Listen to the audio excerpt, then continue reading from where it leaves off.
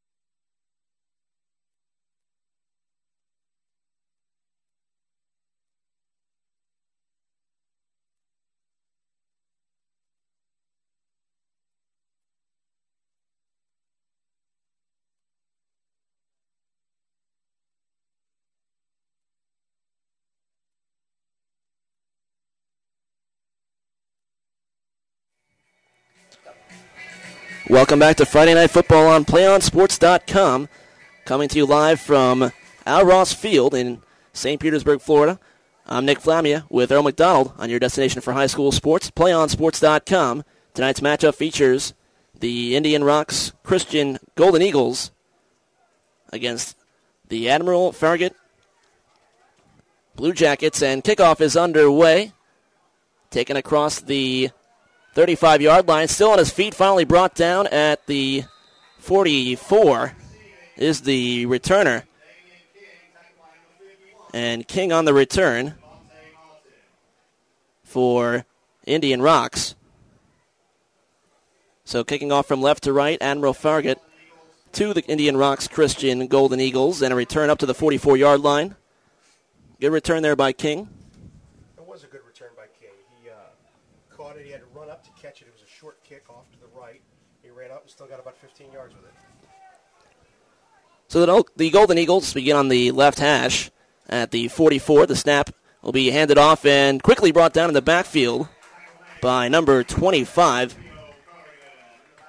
That's Leo Corrigan Jr. on the tackle in the backfield for a loss.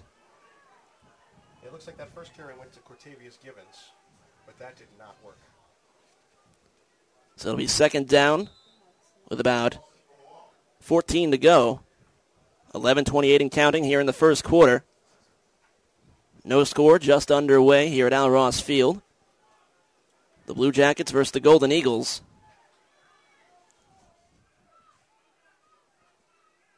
Snap taken, faking the handoff, rolls out to the right side, looking for a receiver, throws over the side, and caught at the line, just across midfield, number 7 on the reception, and that's Robbie Wendell. So, Kulega, with the fake handoff, he rolled out to his right side, saw the open receiver, and a big gain there for the Indian Rocks Christian Golden Eagles. They take it up to the 49-yard line in Blue Jackets territory. It'll be third down and about 4 to go.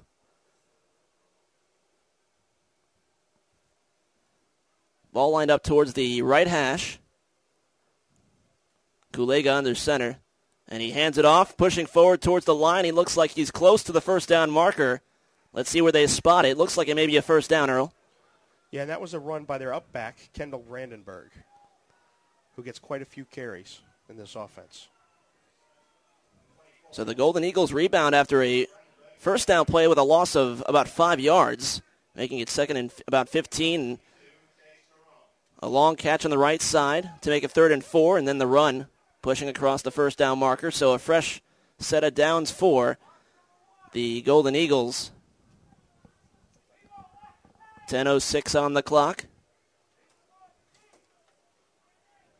Ball at midfield, and the handoff towards the middle, tripping up at the line. And that is about a 1-yard gain. Looks by number 5, Zeke McGoy. And Zeke's averaging almost 9 yards a carry, so that's a bit of a short one for him. Hopefully he'll get his feet underneath him soon and see what the Golden Eagles offense can do. A no gain on that carry, 2nd and 10. Looks like McGoy's a late substitution. He went out of the game.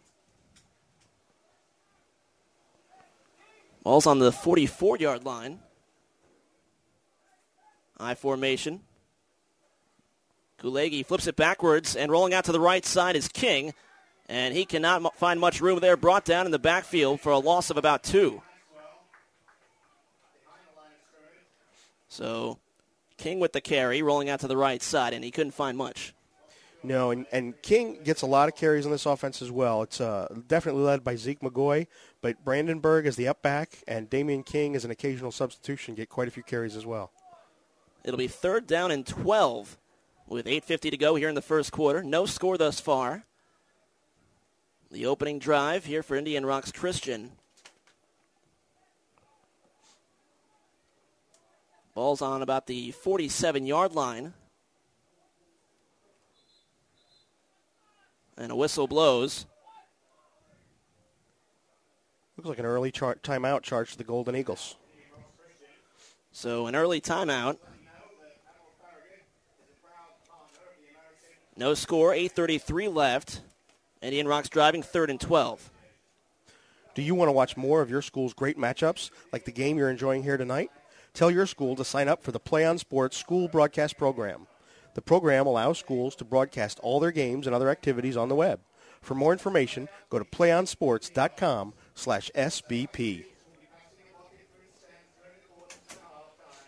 So an early first timeout taken with 8:33 left in the first quarter. Indian Rocks driving, but it's 3rd and 12 in Blue Jackets territory. The Golden Eagles still in their huddle. Yeah, I know it's fairly early in the game, but this still may be a critical play for Indian Rocks Christian. They've used the timeout. They want to obviously convert this long third down and keep the drive going. They know that Admiral Farragut's defense is very, very strong. So let's see what they can do after they've called their timeout. Both teams lining up with 8:33 left. 3rd and 12. Ball on the right hash. Kulega in a shotgun. Takes the snap. Throw to the right side. It is caught. Still on his feet. And he was knocked down around the 32-yard line. So a nice pass to the right side by Kulega. And it's a new fresh down for Indian Rocks Christian. Yeah, it was a great catch by Damian King. And it was exactly what we talked about. We talked about they would need to add a lot more passing than they usually do to their usual run-heavy offense, and that was a big pass play that they converted successfully on 3rd and down long. Second time Indian Rocks has converted a 3rd down. 1st and 10. Ball on about the 32-yard line on the right hash. I formation. Kulega takes the snap, hands it off to the back end. He is dropped down and with a loss. Loss of about 3 yards on that one. Yeah, Zeke McGoy, who's usually a stellar running back, is having a lot of trouble getting going. It looks like Admiral Farragut is looking for him and keying on him. 7:40 and ticking here in the first quarter. 2nd down for Indian Rocks.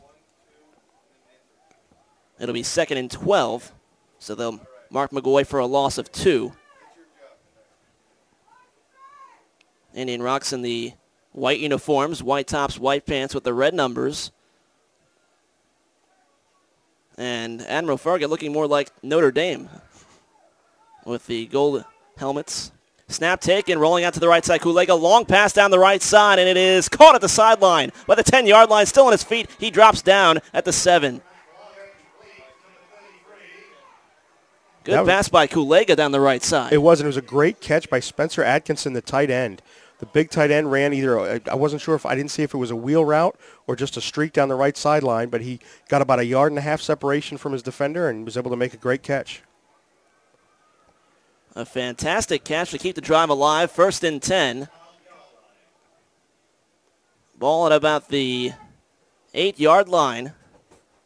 1st and goal. Or rather, just shy of 1st and goal. I beg your pardon. The ball's on about the 12-yard line, so 1st down is about the 2. So 1st and 10. Kulega under the center. Takes the snap. Flips a pass to the left side, and rolling out is McGoy. He is tackled as he crosses the 10-yard line, dropped down around the 8.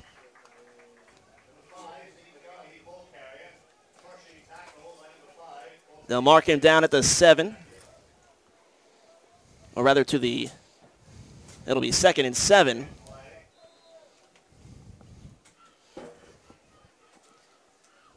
.6:38 on the clock, and it's ticking. Indian Rocks Christian driving here in the opening drive of the game. Ball on the left hash. I formation. Kulega under center. Taking the snap. Rolls out to the right side. Keeps it. Pass to the right side. It is caught. And a touchdown. Touchdown, Damian King in the right corner, able to get around the defender and make the catch above his right shoulder. And Indian Rocks Christian is on the board. 6:17 on the clock, and the Golden Eagles strike first. Yeah, the Admiral Farragut defensive coach is not going to be happy about this, an opening drive all the way for a touchdown. Lining up for the point after. That is Patrick Robinson. And the kick is blocked. Great job by, looks like, number 4 on the defense, Kayvon Woods. Came flying in and blocked the point after attempt. So the score remains 6-0. The point after is unsuccessful. So it's 6:17 on the clock. Indian Rocks Christian strikes first, a 6-0 lead. And now Admiral Farragut will get their chance on offense. And with Admiral Farragut's offense, we should look for just about anything. They've got a great running back. They've got a receiver who's averaging over 100 yards a game. They could do absolutely anything out there with the ball when they get it. And both these teams are pretty well balanced. As beforehand we were talking, both head coaches, both saying that they're well balanced. A strong run and a strong aerial attack for each team. We'll see what we get to see first for the Blue Jackets. The receiver to watch for Admiral Farragut is a man named Brad Hyman Muhammad. He's a receiver. He's got 22 catches on the season already for 550 yards and 6 TDs. Coach Chris Miller very happy with Hyman Muhammad, telling us earlier that he's one of the leaders on this team. He's one of the captains and really has stepped it up this year. Once again, Admiral Farragut coming in with a 5-0 record. Indian Rocks at 3-1.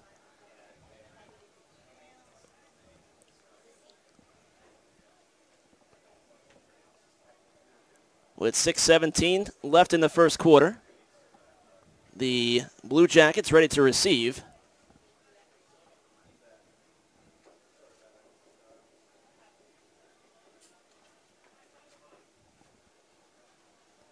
And back to receive looks like number 1, Napoleon Maxwell. And number 6, Brad Hyman Muhammad. Kicking from right to left. Here we go. Kick is up off to the left side, and coming around the edge is Hyman Muhammad. He takes it up the line and is tackled after a gain of about 10 or 12. Knocked down, they say, around the 30-yard line. And that's where the Blue Jackets will begin their offense.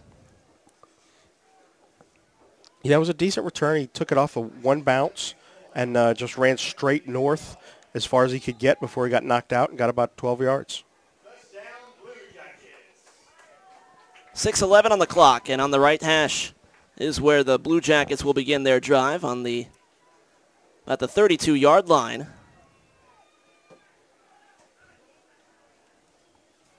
Robinson takes the snap, hands it off to the right side, and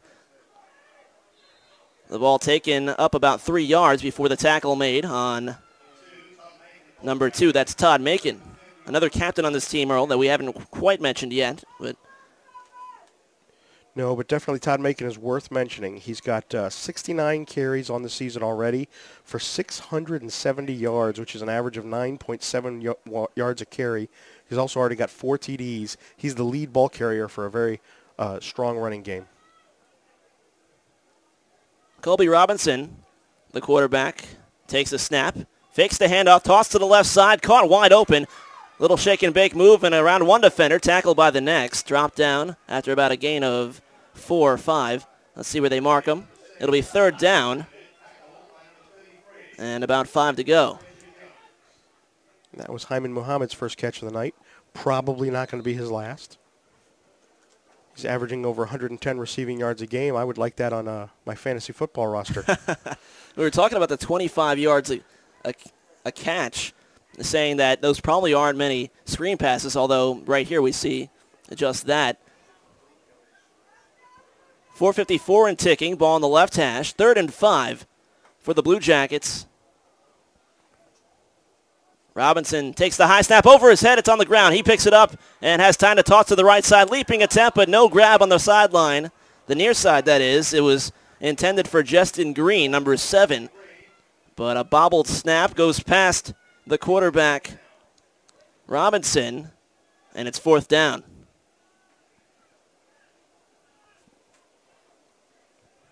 .441 on the clock. And an opening 3 and out for the Golden Eagles defense. I'm certain head coach Mark Buchanan is very happy about these first 2 possessions.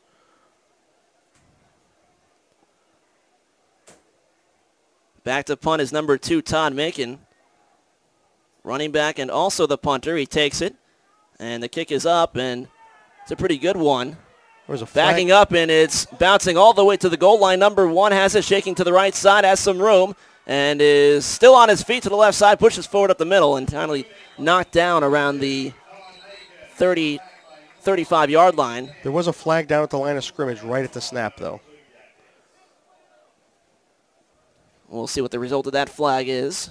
They didn't blow the play dead, so it might be offsides on the defense.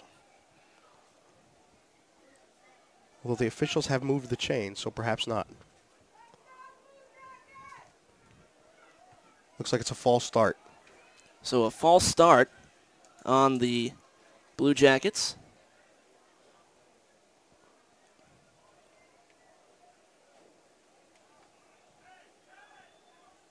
And the referee's talking it over with the captain, I believe. So the ball moved up an extra 5 yards from where the return ended, I believe. Or will they re-kick? I think they're going to re-kick. They will re-kick. Looks like they're going to take their chances that Damian King can get a hold of one and see if he can get a return. So once again, Todd Macon will attempt the punt.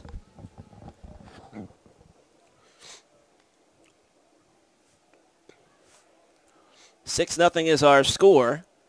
The Indian Rocks Christian Golden Eagles with the opening touchdown drive. Point after was blocked, keeping it 6-0 instead of 7. Again, the referee signaling that it was a false start on the offense. Now, I don't think we're going to see it in this down and distance and field position, but when the punter is also your leading running back, a fake is always on the table. Macon takes it, and the kick is towards the middle. One hop to Maxwell, and he's still on his feet, slipping up, still on his feet to the left side, and dropped down at the left hash at the 40-yard line. Damian King on the return. My apologies. Maxwell, the number 1 on the other team. So Damian King takes it up to the 40 before being knocked down, and that's where the Golden Eagles will start. Yeah, it looks like the decision paid off. The Golden Eagles will start around the 30 instead of around the 22, so it benefits them by about 8 yards.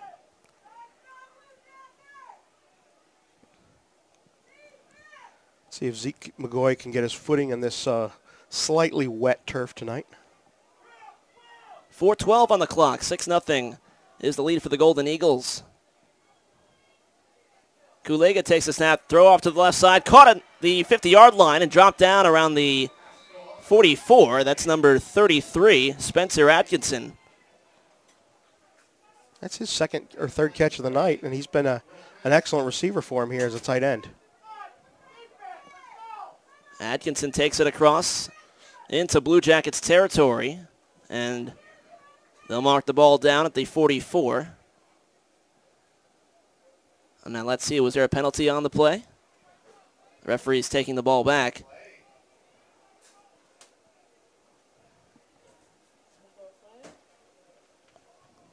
Looks as though possibly a false start. Let's see the signal.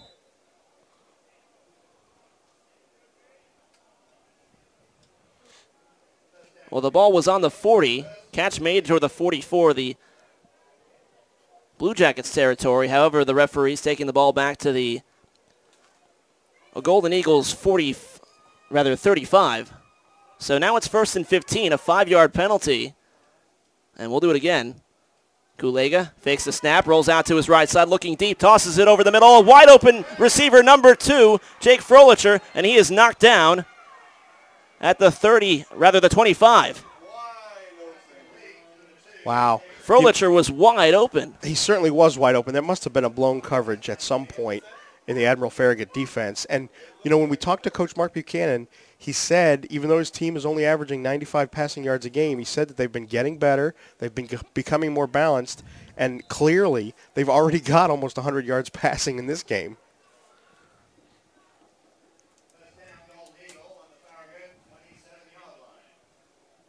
Ball will be placed on the 27-yard line of Blue Jackets territory. And what a pass by Kulega to find the wide-open Frolicher and a fresh set of downs with 3:13 left in ticking for the Golden Eagles. Ball on the right hash, handoff, and quickly knocked down on a big hit. That's number 2, Todd Macon, on the tackle in the backfield. Yeah, Zeke McGoy is only a freshman. I hate to see a freshman get hit quite that hard. That was a brutal hit. It'll be a loss of 3, 2nd and 13 with 2:50 in ticking in the first quarter. Depending on when his birthday is, he could still be only 14 years old. I don't want him to get killed out there. Both teams in the huddle. He's tough. He popped back up, and he's staying in the game after that hit. Good for him. Tough freshman. 2:30 in ticking. 6-0 is our score. The Indian Rocks Christian Golden Eagles opening touchdown drive. Pass to the right side by Kulega. Caught going up the outside line and falling down around the 24. And that is number 24, Kendall Bredenberg, on the reception to the right side. He's usually the up back, gets quite a few carries from the fullback position. And that time he was able to run out into the flat on the right, make the catch, and get about 4 yards out of it. They'll give him 5 yards as it's 3rd and 7. Ball on the right hash. Under 2 minutes to play in the first quarter.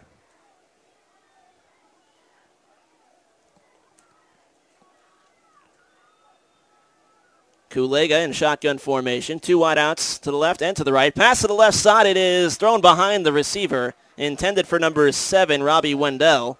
I believe that one might have been tipped at the line of scrimmage. That had a funny movement to it.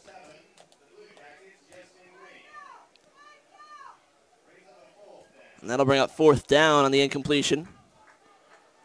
And in this territory, I suppose it depends on how dependable and strong your kicker is, whether you try and go for it or attempt a field goal. But yeah. It looks like the quarterback is getting a signal, and the tight end is back in the game. I would keep an eye on Spencer Atkinson again. Kulega comes back out. It's 4th and 7. And the Golden Eagles will call a timeout. That's their second timeout. It's only the first quarter. I hope that doesn't come back and haunt them later. Minute 26 on the clock, and with a 6-0 lead, the Golden Eagles have the lead and looking for more here in the first quarter. Play on Sports is on Facebook and Twitter, giving you news and information and links to great highlights. Follow us at Play on Sports on both Facebook and Twitter. You can also access thousands of live and on-demand games on YouTube at youtube.com/playonnetwork. Keep up with all the high school action every week from your destination for high school sports, playonsports.com. Coming to you live from Al Ross Field, home of the Admiral Farragut High School Blue Jackets. A minute 30 left on the clock here in the first quarter, and a 6-0 lead for the visiting team, the Indian Rocks Christian Golden Eagles. And the Golden Eagles in Blue Jackets territory. 4th and 7, and it looks like they're going for it, Earl. Yes, it does. Again, I would keep an eye on that tight end. Spencer Atkinson's lined up wide left. 2 receivers split to the left, or rather, line up on the left side. 2 on the right as well. Kulega takes the snap, drops back, looks to the left side. High floater to the left, and it is caught by number 33. Again, that is Spencer Atkinson. He's been a big part of this game so far. That ball he is knocked out of bounds, rather, at about the 4-yard line. And it'll be 1st and goal. Or, actually, is there a penalty on the play? It will be a penalty on the play. Oh, that's a shame for Indian Rocks. That is a shame. Other than the few penalties and a couple of early timeouts, this first quarter could not have gone better, I don't think, for Indian Rock. It'll be an offensive holding call on the Golden Eagles. That'll back them up about, I believe, 10 yards is the penalty. Yep. So, yes, it'll be 4th and 17 with a minute 23 in the first quarter. Although as effective as their passing game is, I wonder if they won't go for it anyway. Looks as though they are going for it. 4 wide receivers split, 2 left, 2 right. Ball on the right hash. Kulega takes the snap. High toss to the right side this time, looking and a leaping catch, and he'll mark him out of bounds. A leaping attempt by the receiver in the far sideline just beyond the 10-yard marker. And it was caught by, I believe, that's number 1, Damian King. But they mark him out of bounds, and it'll be first down for the Admiral Farragut Blue Jackets. Yeah, that's a big break for the Admiral Farragut defense. They've been actually having quite a bit of trouble. Their defense has been the heart of their team early in this season, again pitching 2 shutouts and holding one school to 7, and not being able to stop Indian Rocks really on either possession until that turnover on downs. And on that drive, they were aided by at least 2 penalties. Well, the Blue Jackets take over on their own 35-yard line. Ball on the left hash. Colby Robinson and company back to work. 3 receivers on the right side, 1 to the left. Robinson with 1 man in the backfield. He takes the snap, drops back, looks to the right side. It is caught towards the sideline at the 40-yard line and knocked down at the 44. That is number 6, Brad Hyman Muhammad. It looks like they ran a little clear out. They sent Maxwell in motion all the way to the right, and then he ran deep, drawing the defense deep. And then Hyman Muhammad was able to just run a shallow cross into the flat there and make the catch and get a few yards out of it. 32 seconds and ticking in the first quarter. Ball on the right hash. Robinson under center with 2 in the backfield. Snap taken. Ball handed off to number 2, and he loses the ball. It's a fumble. Live ball on the ground, recovered by Indian Rocks. Handoff to, I believe, number 2, Jake Frolicher, and he bobbled it to his left side. Ball on the ground, and Indian Rocks recovered. Todd Macon with the recovery. No, he was the ball carrier. You're right. I'm mixing up my rosters here, Earl. I apologize. But Todd Macon with the bobble and the fumble.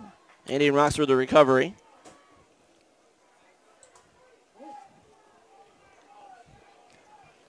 So again, Indian Rocks will have their 3rd possession of the first quarter. The Golden Eagles had the opening possession. Scored the touchdown. Point after blocked. Second possession. Unsuccessful, handing it off on 4 downs. Here's the 3rd possession. Roll out to the left side. There is Damian King. And pushing it to the 30-yard line. And that'll be the last play of the first quarter. Was that a handoff or was that a direct snap? I didn't see the handoff. I believe it was a handoff to the from the right. So he came in wheeling from the right side and took the handoff and moved to the left and knocked down at the 30-yard line. So at the end of the first quarter, it's 6-0. Indian Rocks Christian over Admiral Farragut High.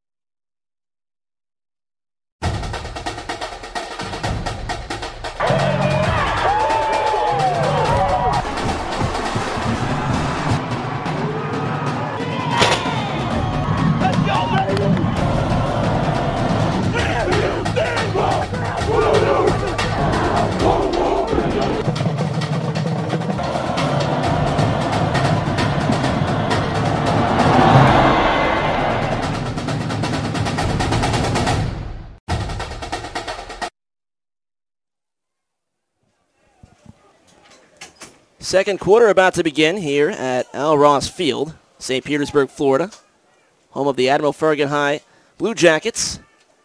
The teams have flipped sides, and Indian Rocks driving. Pass to the left side of the field, and it is caught by the goal line. They'll give him the reception, falling down. That's number 33 again. It's Atkinson.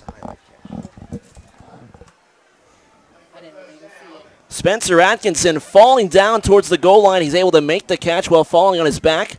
It'll be first and goal for the Golden Eagles. That was a spectacular catch. The ball was thrown a little behind him, The defender didn't see it, so the defender kept running. He was able to spin a 360 back around to his right and initially grabbed the ball with just his right hand and hauled it in for a catch. They'll mark him down at the 5-yard line. First and goal from the 5 for the Indian Rocks Christian Golden Eagles. Already up 6-0 in this ball game, just underway in the second quarter. 11:24 and ticking. Kulega takes the snap, flips it backwards to the left side, rolling out towards the goal line, pushing forward, falling down, and does he get in? He does not, fall short. Could not see who carried the ball on that play. I believe it was Zeke McGoy. So McGoy takes it up to the, close to the 1-yard line. They'll say the 2-yard line. So second and goal from the 2. McGoy picks up 3. With McGoy's shorter stature, he may be able to go under somebody or jump over them. Kulega will try taking it himself, pushing forward, and that is a touchdown. Kulega takes it himself across the goal line, and it's 12-0. Indian Rocks Christian here in the second quarter. Well, Admiral Farragut may have thought about the same thing you were just explaining, Earl, but instead, Kulega took it himself. He did. He ran a nice QB sneak. He was able to just push the pile and fall into the end zone for the touchdown. Now, the last touchdown by the Golden Eagles, the point after was blocked. We'll see how they fare this time around. Snap taken. The kick is shanked to the left side. So on point afters, Indian Rocks 0 for 2. However, they hold a 12-0 lead with 10:37 left in the second quarter. This is probably a worst-case scenario thus far for the Admiral Farragut Blue Jackets. Head coach Chris Miller of the Admiral Farragut Academy was telling us earlier that he expected to be able to stop them with his vaunted defense and be able to move the ball with his balanced attack on offense, and he hasn't been able to do either one yet. I'll be anxious to see what the rest of the second quarter holds for his team. A costly fumble by Todd Macon led to that touchdown drive, the second one, making it 12-0. And certainly the Blue Jackets need to find some way to turn it around. Down 12-0 here in the second quarter, 10:37 on the clock. One thing Admiral Farragut wants to be careful of is if they are still behind by multiple scores in the second half and get to the point where they've got to pass a lot, Indian Rocks actually is averaging 3.8 sacks a game this year, which is extraordinary for high school football. So they are going to blitz the passer if they know they're having to pass. Kick is up from Indian Rocks. It is towards the left side, and it'll roll out of bounds. So the kickoff sails out of bounds. Kickoff by number 58, Shaq Stewart.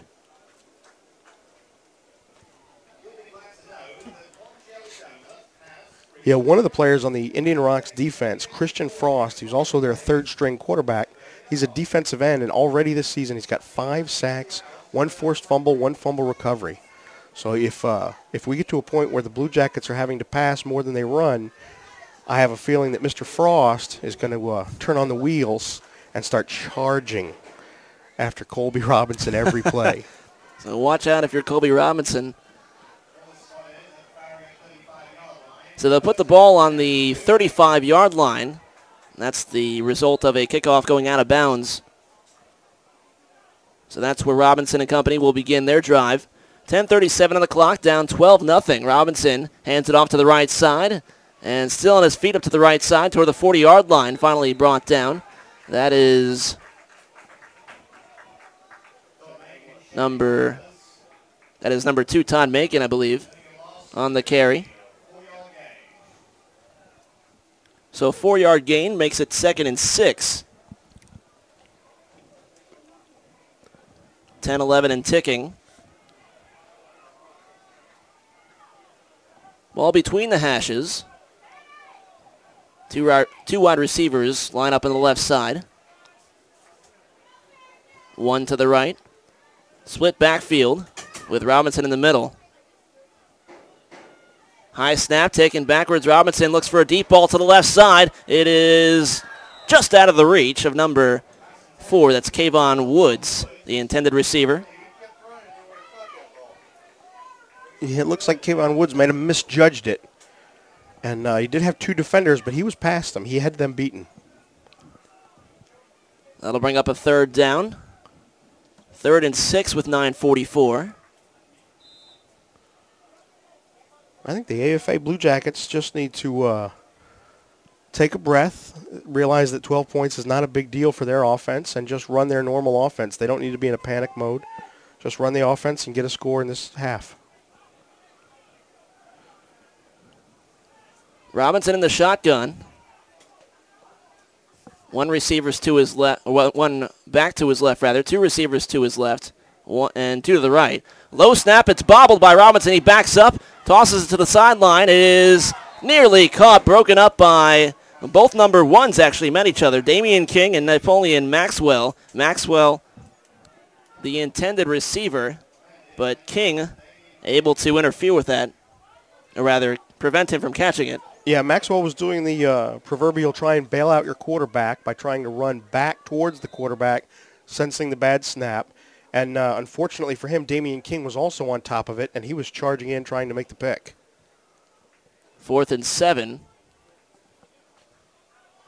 And the Blue Jackets will punt. Back to receive it is number 1, Damian King, and a whistle blows. Another timeout in this half, this one by the Blue Jackets. 9:38 to play in the second quarter. 12-0 lead for the Golden Eagles. PlayOnSports.com is not only your destination for Friday night football action, but it's also the place for the most comprehensive coverage of high school playoff and championship events in all sports from across the country. PlayOnSports.com. High school sports lives here. 12-0 lead for the visiting team, Indian Rocks Christian Golden Eagles. Admiral Farragut back to punt. 4th and 7. Blue Jackets calling a timeout. Both teams now back out on the field. Back to receive the punt, number 1, Damian King.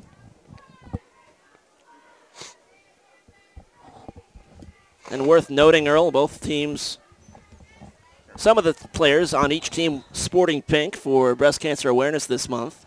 That's good to see. Yeah, almost. It looks like an almost 100% compliment from Indian Rocks. High snap is going to be run by Todd Macon up to the left side, and he will be brought down before the 30-yard line. Macon was back to punt. It was a high snap, and he was able to make a catch over his shoulder. He rolled out to the left side and tried to run for the first down, but could not get there. It'll be a turnover on downs. It will, and unfortunately, Admiral Farragut had a shot there. Again, their punter is also their leading running back. So had he been able to catch a few blocks and get his footing under him, he might have been able to run for that first down and turn that high snap into a uncalled fake and convert it, but he was not able to get to the first down yardage. So they turn it over. Unfortunately, Indian Rocks is going to start off in plus territory already. This is the second time in a row that Indian Rocks has started with a short field. Last time late in the first quarter, Macon fumbled the ball and was able to give Indian Rocks a short field. But that's right. Here we go again. The Golden Eagles will begin on the 40-yard line. Back to pass over the left side. It's deep to the corner and out of the reach of number 7. Robbie Wendell, the intended receiver, deep towards the 10-yard line on the left side. But the pass incomplete by Kulega. Yeah, Kulega rolled to his left that time, which is a little bit more difficult for a right-handed quarterback. But he did set his feet and made a great throw. Unfortunately, it was a little too good. It was about a yard and a half too deep. It'll be 2nd and 10. Ball on the 39-yard line on the right hash.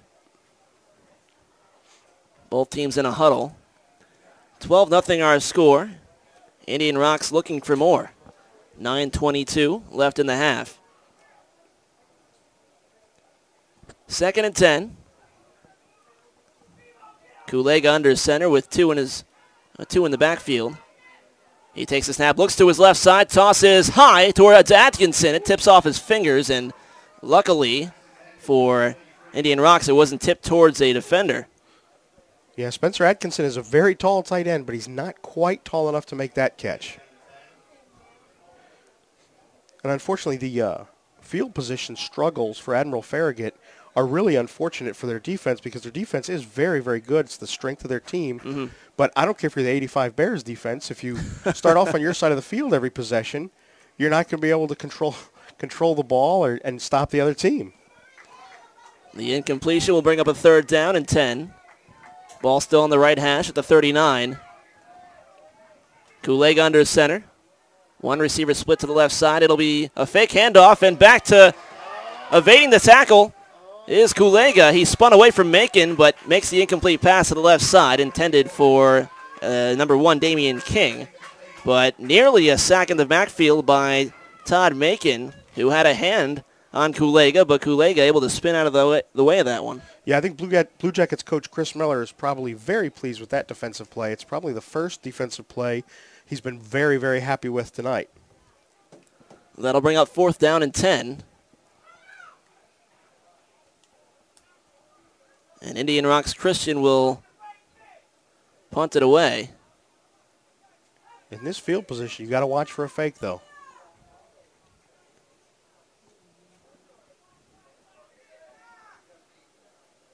Snap taken to the right side and punted with a fair catch signal by number 6. That's Hyman Muhammad. Yeah, it looks like he's inside the 10, though. A very good punt to give Admiral Farragut a deep field and a long way to go for a score. 9:03 to play in the first half. 12-0 the lead for Indian Rocks. And Admiral Farragut will come back out on offense.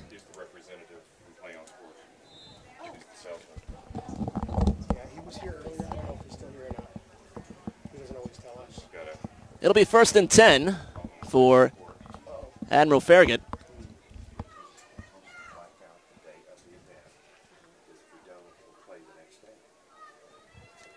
.903 to play. And a handoff by Robinson brought to the right side. Still on his feet and going for more. He has some open room. That is Napoleon Maxwell finally brought down at the 30-yard line.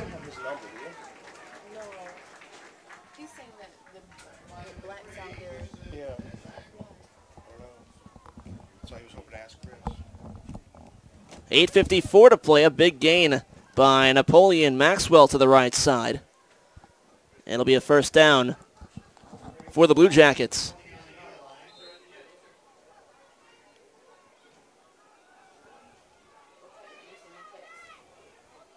They'll place the ball on about the 29-yard line. Robinson under center. 2 backs behind. And quickly brought down in the backfield.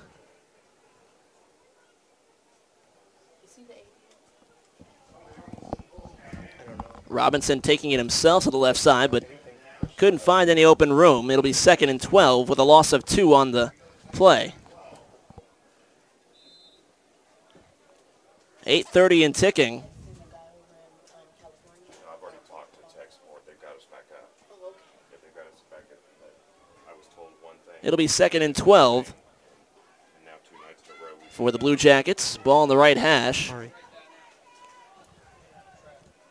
Robinson once again under center. 2 wide receivers split, 1 left, 1 right. Robinson drops back to pass over the left side. It is caught by Muhammad over the 40-yard line. He's dropped down at the 42. Brad Hyman Muhammad with a leaping catch to the left side. Fantastic catch. He jumped very high up in the air. As he caught it, he got hit low, and he almost was upended completely. He came down hard with the ball and got back up and walked back to the huddle. Terrific catch by Hyman Muhammad, the leading receiver for the Blue Jackets, averaging 110 yards per game. Robinson again under center. This time he'll hand it off to the right side. Macon has it. Doesn't find much room. Maybe a yard gain. as the clock continues to run, 7:35 and ticking. 12-0 is our score. Indian Rocks Christian ahead. Yeah, the Admiral Farragut Academy Blue Jackets, their three-headed running attack has not been very successful against the Golden Eagles defense. They've had success passing some, but not very much on the ground. 2nd and 10, as they'll give Macon no gain on that carry. Robinson in shotgun formation, drops back, pass to the left side, caught, and evades one tackler. Still on his feet up the right sideline. He's at the 50, the 40, the 35, knocked down and inbounds. A tough run there after the catch by number 1, Napoleon Maxwell. That was a great run after the catch. When he caught the ball, he was maybe only a 2-yard gain, and he had 2 defenders right near him. He escaped both of them and streaked up that left sideline. Maxwell standing at 5'11", 185 pounds. Able to pound his way through a few defenders on that carry. Time called with 6:54 to play in the half. 12-0 is the lead for the Indian Rocks Christian Golden Eagles. And you know, head coach Mark Buchanan of the Golden Eagles was telling us before the game that he knew that the AFA Blue Jackets had a great balanced attack, and he said he was going to stop the run and make them win with that passing game. And thus far, he's been successful in doing that. And the Blue Jackets have not been able to be successful enough with just the passing to sustain any drives. Certainly keeping true to his word, as he's had a lot of success with stopping the run. And the passing, like you said, hasn't been as successful as they would like. We'll have to turn that around. He with 6:50 and ticking left in the first half. Ball on the left hash at the 35-yard line. High snap over the head of Robinson. He has to chase it, and quickly he's brought down at the 46. Yeah, that was a very smart play by Robinson not to try and do anything with that one. That snap was so bad, he just needed to get on it and keep possession of it. It's about a 10-yard loss. And it'll be 2nd and 20. That is definitely not the first time they've had trouble with the quarterback-center exchange. They've been running a lot of shotgun tonight, which is impressive for a high school team. However, they've had several high snaps and one low snap. And one high snap to the punter and a 4th down chance to Macon the punter. It was a high snap over his head. So a couple of snapping difficulties tonight. Under 6 minutes to play in the first half. 12-0 lead for Indian Rocks Christian. Whistle blows. And a timeout for the Blue Jackets. It's 5:55 to play.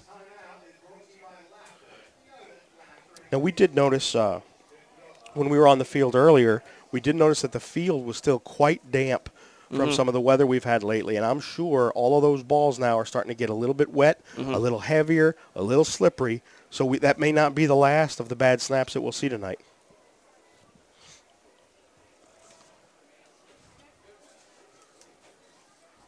Both teams in their huddles. A timeout for the Blue Jackets with 5:55. But definitely the field conditions will play a part. And earlier before the game began, there was lightning in the distance. However, it seems as though the bad weather has stayed away for the time being. Yeah, the lightning looked like it was to the east, and it looked like it's moved further east, fortunately. Admiral Farragut coming in 5-0, looking to continue their undefeated season. However, behind 12-0 to the 3-1 Indian Rocks Christian Golden Eagles.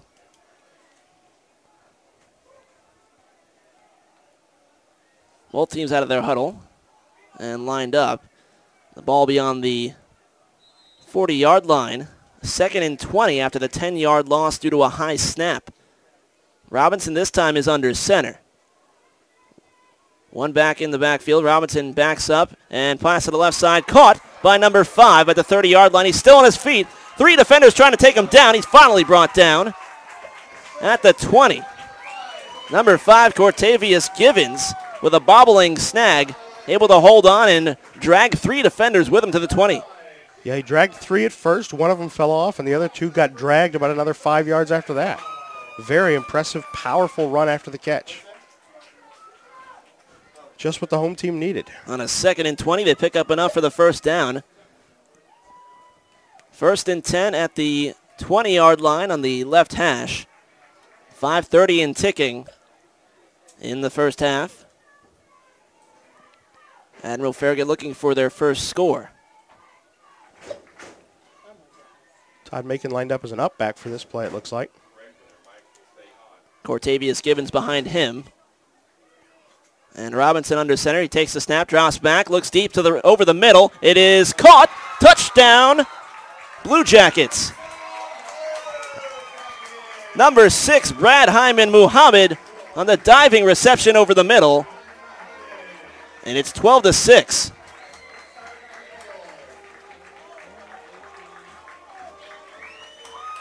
A great pass by Robinson. He saw Hyman Muhammad over the middle the whole way, tracked his route, and delivered a good ball over the middle. Gave Hyman Muhammad a chance, and he delivered. Robinson executed a beautiful play-action fake before that throw, too. Ryan Raffay, number 13, with the point after, and it is no good. So a combined 0 for 3 on point afters tonight. 2 misses by Indian Rocks, 1 by Admiral Farragut. And as a result, 12-6 is our score. With Indian Rocks Christian still ahead by 6, however, the Blue Jackets striking for the first time tonight with 5:04 to play in the first half. And now possibly the Blue Jackets gaining a little bit of momentum here, Earl, and with a home crowd cheering them on, a 5-0 record, a lot to play for, and a lot of motivation. Absolutely. They've got a lot of senior leadership on the team. They've got a lot of experience, and I don't think that trailing early is necessarily going to be the death knell for them in this game. I think they're going to be solid going forward, and I think we're going to have a great game on our hands. 5:04 to play in the first half. And Ryan Raffay will kick it off to the Indian Rocks Christian Golden Eagles.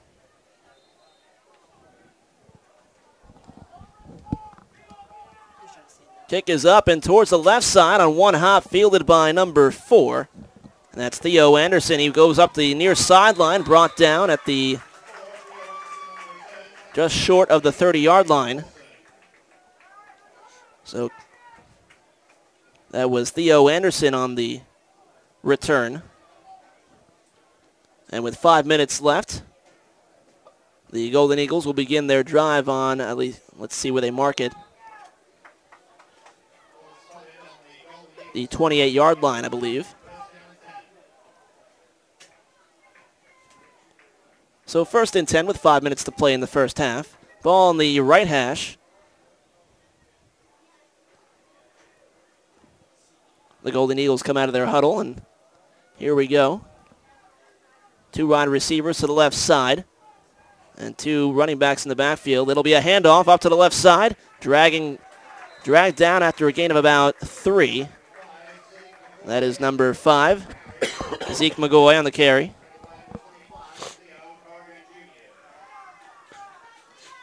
Of note during this entire possession, I've noticed Austin Bledsoe, the center for Admiral Farragut, and Colby Robinson working on the shotgun snaps. They don't want any more problems on the next possession. Probably a good idea. Yep. They'll give 2 yards to McGoy on the carry. It'll be 2nd and 8. Ball on the 31.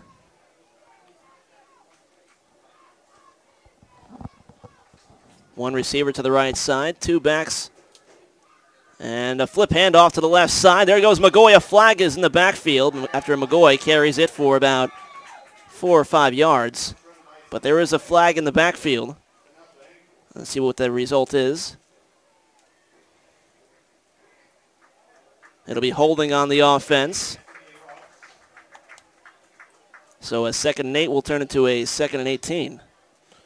Yeah, again, Indian Rocks penalties are really killing them. They could be dominating this game even more significantly than just a 6-point lead if they didn't have any of the miscues they've had with penalties.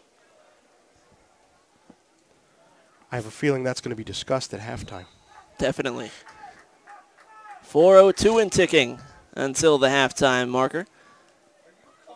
12-6 our score. The Golden Eagles with the lead. 2nd and 18.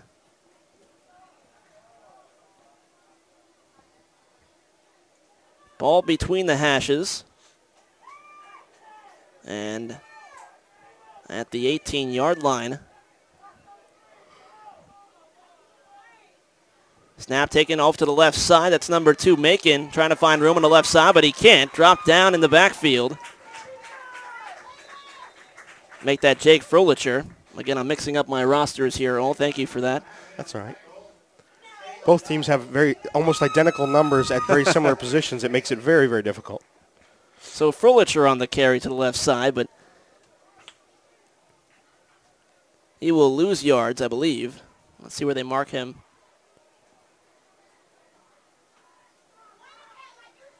It'll be third down and 17.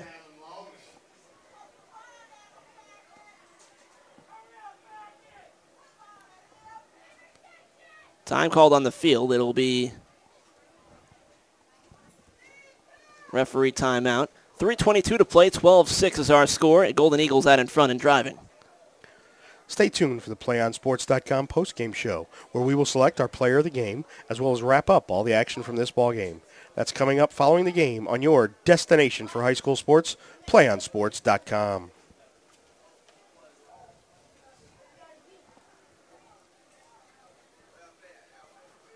Back out of their huddles come both teams. It'll be 3rd down and 17 for the Golden Eagles. Lined up on the left hash.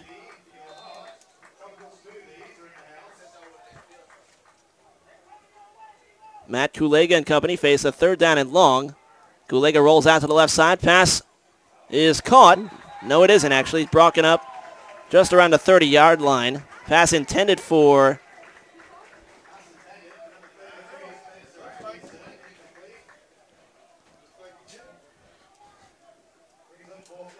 I believe, number 24, Kendall Bradenberg.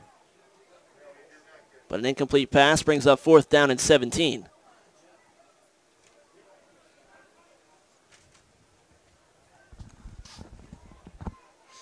.3:16 to play in the half. Looks like Shaq Stewart is back to punt again.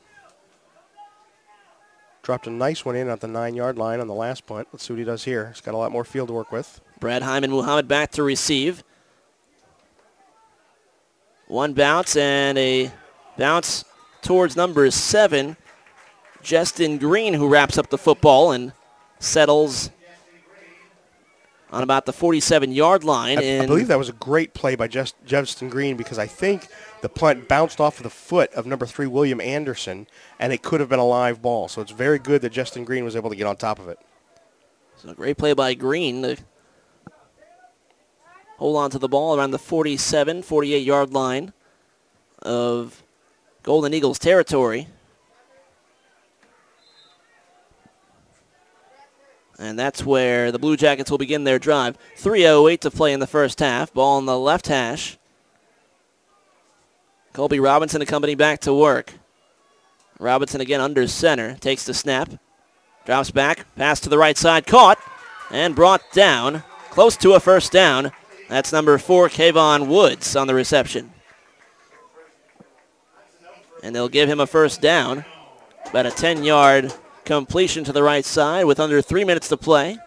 Another first down for the Blue Jackets. And on that one, that big defensive end, Christian Frost, almost got to the quarterback on that one, but he got blocked at the last second. 2 receivers to the left, 1 to the right. Robinson drops back, pass to the right side. Caught by number 4. Close to a first down marker. He fights for more yardage, and that is once again Kayvon Woods to the right side, and another first down for the Blue Jackets. I have a feeling going forward that Woods is going to be a big target for Robinson because he's 6'3", and I don't think that there are very many defenders for Indian Rocks that are going to match that height. No doubt about that. Let's see where they go with this one. Under 2:30 to play. 2 receivers to the left. 2 backs behind Robinson. He will pass it to the left side in a short play. intended for Hyman Muhammad, but couldn't reach the receiver.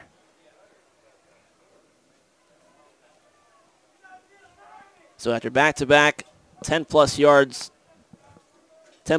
plays, an incomplete pass to Hyman Muhammad brings up 2nd and 10.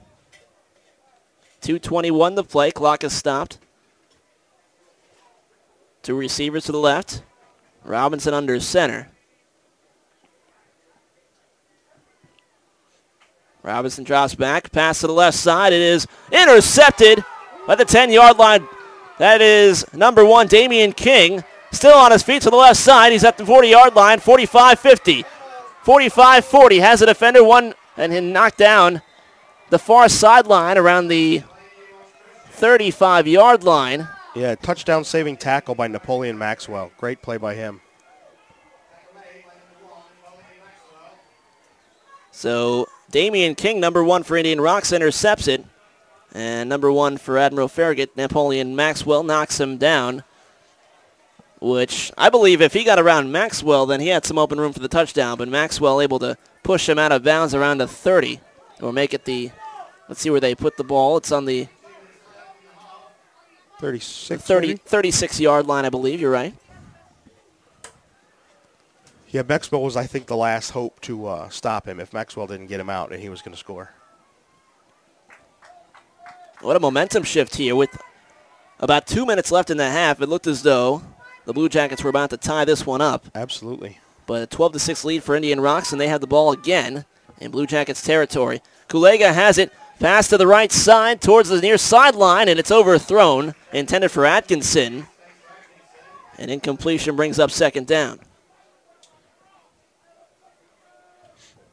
You know, we didn't mention Spencer Atkinson as an impact player before the game, but I have a feeling that if we were covering this team next week, we would be mentioning him based on the performance he's had thus far tonight. Without a doubt. And Atkinson seems to be coming up big in every drive for the Golden Eagles, and they look for him here again. Big number 33 is the last one back in the huddle. And he's the tallest man in the huddle by a good 2 inches. Ball on the left hash, 2nd and 10. Under 2 minutes to play in the half. Yeah, he's listed as a tight end, but he's lined up wide almost every play tonight. Kulega passes to the right side. It is tipped. It is dropped. Nearly intercepted by the Blue Jackets. But it'll go down as an incompletion. Ball is intended for, I believe, number 7. Robbie Wendell. Yeah, it could very well have been intended for Robbie Wendell, but I think that Spencer Atkinson thought it was intended for him, leaped up to try and catch it, and ended up tipping it away so that neither of them could catch it.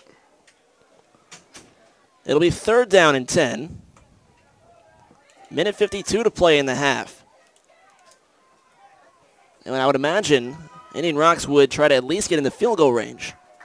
Yeah, I don't know what their field goal range is, though. They have missed an extra point and had 1 blocked.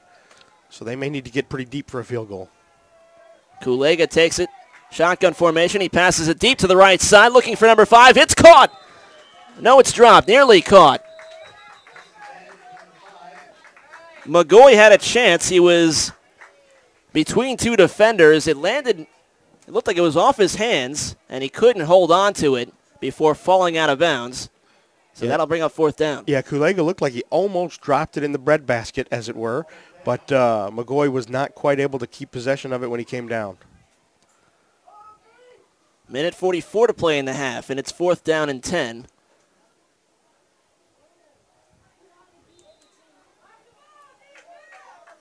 And Earl, with the ball on about the 36-yard line, what would be your plan of action? Well, their defense has been able to stop the Admiral Farragut Blue Jackets on every possession but one way or another. I might be tempted to just go for it. I'm assuming their kicker doesn't have much range since he missed 1 extra point and had the other blocked. So I don't know that a field goal is even a discussion for them. The punt, it's only going to probably change the field position by maybe 25 yards at best. So, it might be one of those times where you take a shot, look for Atkinson, and see if he can make a catch. Yeah, I agree with you. I believe at the 36-yard line, he could just take a shot for the 10 yards they need for a 1st down. And, if you don't pick that up, then it's still good field possession defensively Right. for you to try and stop the Blue Jackets. Time would be on your side as well, and it'd still be a pretty long field for them. I would go for it if I were the coach, and it looks to me like that's what he's going to do. Well, the Golden Eagles did call a timeout, currently still in the huddle and trying to plan out exactly what they would like to do. Blue Jackets back on the field. And here come the Golden Eagles. It's 4th and 10, a minute 44 left in the half. And Matt Kulega and company will go for it. 2 receivers to the right, 2 receivers to the left. And they draw the offsides. Unless that was a false start. No, it's not. They were able to draw them off. Definitely a thought in your head offensively. On 4th down, you try to draw the defense offsides to get that penalty and pick up the 10 yards, or rather 5 yards. So now a little bit closer. It's 4th and 5 instead of 4th and 10. Yep. And I would imagine you try to draw them off again. Absolutely try and draw them off. And if you don't, I'd still say execute a play. Your chances of converting a 4th and 5 are dramatically better than they are a 4th and 10. Minute 44 to play. 4 receivers, 2 split. And the pass attempt to the right side. It is nearly caught and nearly intercepted. It bounced off of number 84. Ryan Ferguson. So Ferguson looked as though it hit off maybe his thigh or something, and it bounced up, nearly intercepted to the right side.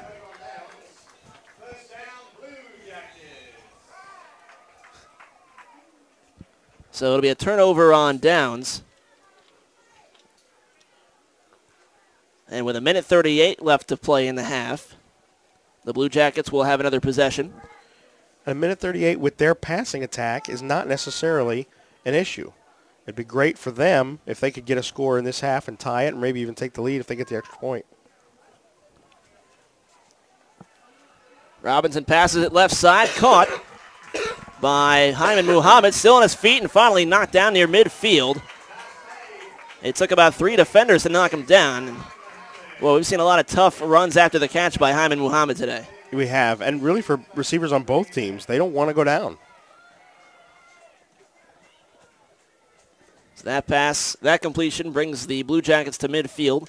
They'll mark him down at their own 49. Farragut quick out of the huddle. They're trying to score. Ball on the left hash. Minute 20 and ticking. Down 6 points. Robinson drops back, looks to the right side. Pass is incomplete. Intended for number 4, Kayvon Woods. But too wide of Woods. Out of his reach, and it's 2nd and 10.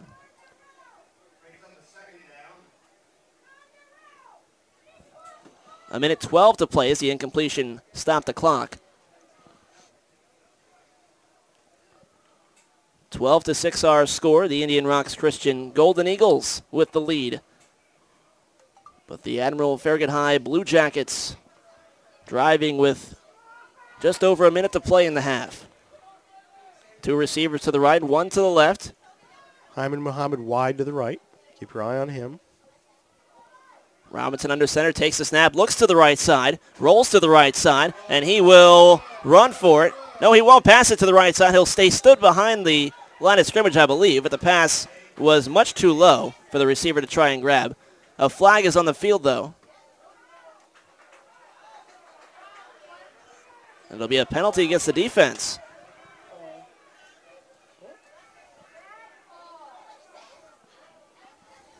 Or am I mistaken, Earl? I don't think so. I believe I saw a signal towards the... I thought I saw one of the officials put his arm up toward Indian Rocks.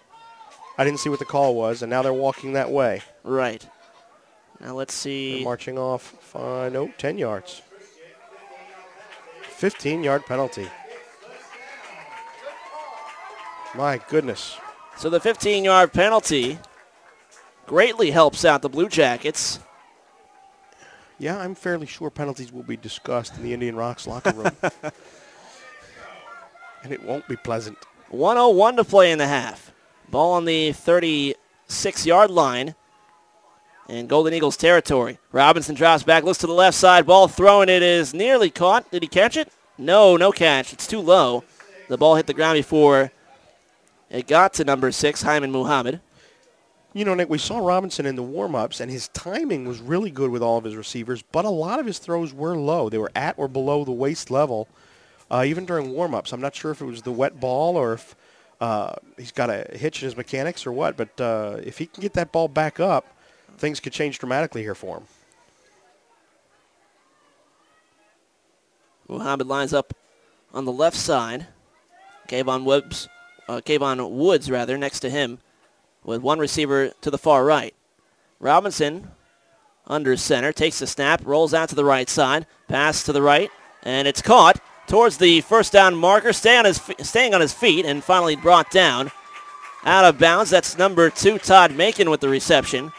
And a lot of yards after the catch for, I believe, enough for a first down. Yes, definitely enough for a first down. Now, Robinson had worked with Bledsoe on the shotgun snaps on the sideline, but he has not gone back to the shotgun since that most recent bad snap. They've been under center, taking 5- and 7-step drops. Under a minute to play. The clock is at 46.9 seconds. Ball on the right hash. Receivers 2 to the left, 1 to the right, 2 in the backfield. Robinson under center, takes the snap, rolls back. High toss to the left side, looking for Woods. He leaps, and he doesn't make the catch. Woods very upset with himself down on the ground. It looked like it hit his left hand. Well, Robinson gave a chance for Kayvon Woods to come down with it, but unable to do so. And it'll be 2nd and 10. The hometown faithful trying to implore the referees for a pass interference call, but they're not going to get it. There's a player down on the field where the play was attempted by Woods, who leaped up, a defender for Indian Rocks Christian. 40.9 seconds to play, 2nd and 10. The Blue Jackets looking for a late score in the second quarter before the half comes to an end.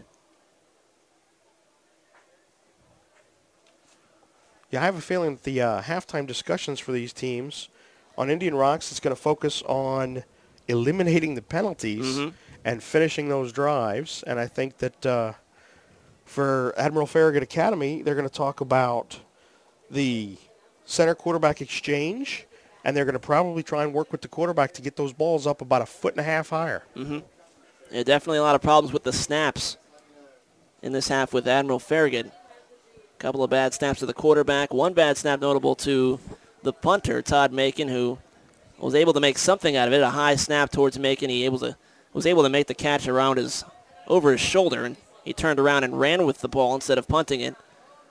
But certainly would like to have better snaps. Yeah, it'll be interesting to note in the second half whether or not they come out and use any shotgun or keep staying under center again. That injured player was number 1, Damian King, who is limping off the field. He'll go to the Indian Rock sidelines. And now here comes the rain we mentioned earlier, Earl. It was lightning in the distance, and here comes some bad weather.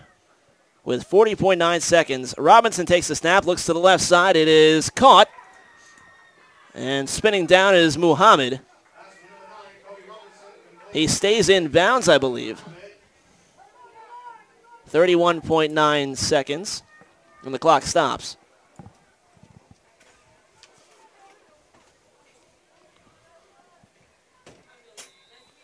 Ball on about the 13-yard line, and it's 1st and 10. Clock starts up again, so the clock stopped momentarily for the first down marker, but he did stay in bounds. Robinson takes the snap, and here comes the pressure. He rolls out to the right side and is an incompletion to the right side. Robinson had to get rid of it quickly and tossed it towards the direction of Todd Macon, who was unable to come up with it. The incompletion is probably a blessing because that does stop the clock for him. They are running out of time. 13 seconds left. Very true. 13.5 seconds. Blue Jackets down by 6 points, looking to drive in that tying touchdown. 12-6 is the lead for the Golden Eagles. And the rain beginning to fall here at Al Ross Field. Ball between the hashes. It's 2nd and 10. They need to get to about the 4-yard line for a first down. But with 13.5 seconds, you're looking for the end zone. 2 receivers to the right, 1 to the left. Robinson takes the snap, drops back, toss over the middle. It's caught by Muhammad, and he is stuck down to the ground by the defenders. Close to the goal line. 3, 2, 1. Looking to get a snap off, and they will not be able to unless Robinson was able to spike the ball, but let's see. I believe that will be the end of the half. Yeah, Indian Rocks is running off the field hoping it's the end of the half, and it is. Well, credit the defense of Indian Rocks. Hyman Muhammad made a terrific catch over the middle. He was about maybe a yard away from scoring the touchdown. Yeah, very close. But 2 defenders blocked his way and was able to keep him down on the 1. And with 4 seconds left, the Blue Jackets were unable to get another playoff. At the end of the half, 12-6 is our score. Golden Eagles out in front. And second half coming up after this. 1 match away from immortality. This is a total team effort. We're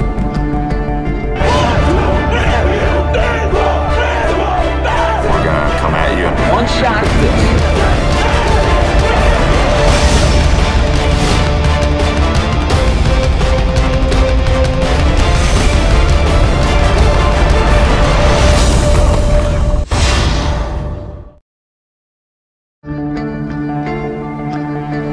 1 match away from immortality. This is a total team effort. We're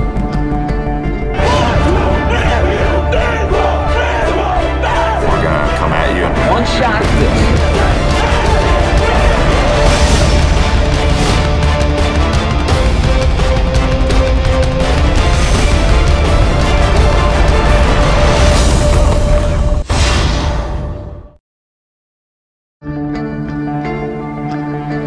1 match away from immortality. This is a total team effort.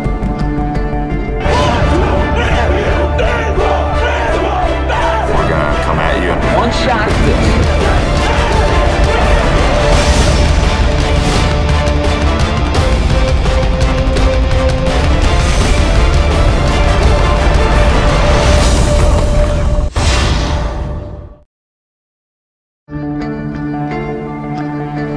1 match away from immortality. This is a total team effort. We're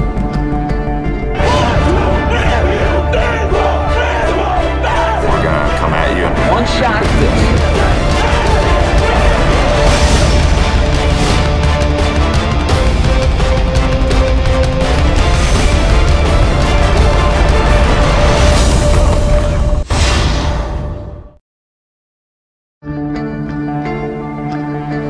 1 match away from immortality.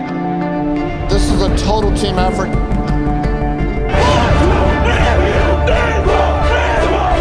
We're going to come at you. 1 shot.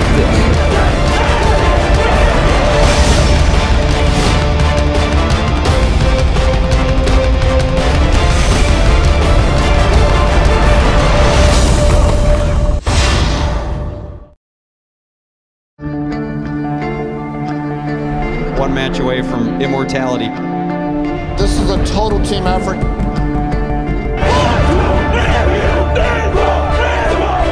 We're going to come at you. 1 shot.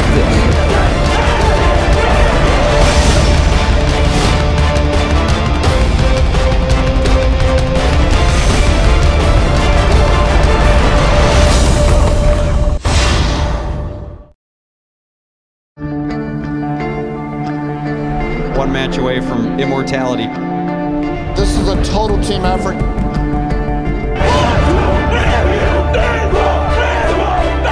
going to come at you. 1 shot.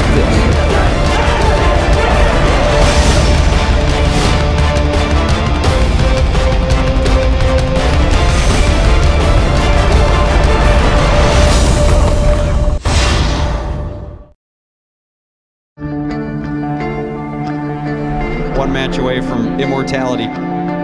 This is a total team effort. We're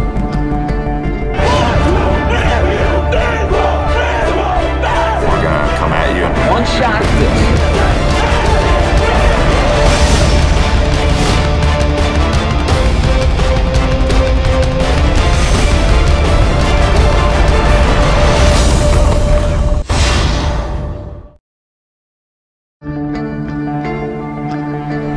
one match away from immortality. This is a total team effort.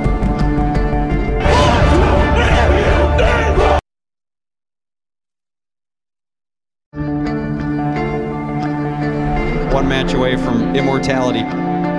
This is a total team effort.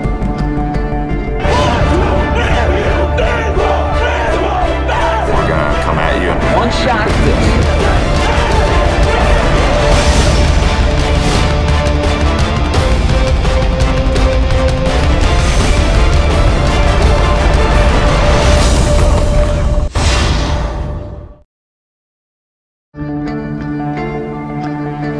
One match away from immortality. This is a total team effort.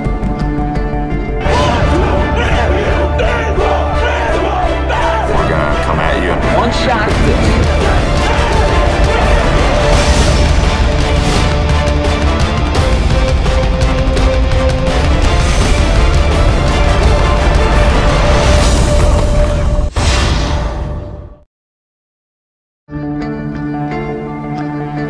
One match away from immortality.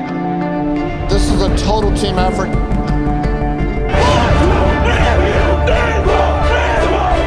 We're gonna come at you. One shot.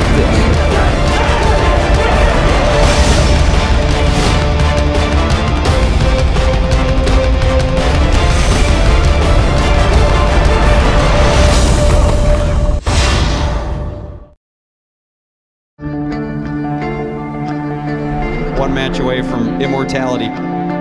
This is a total team effort.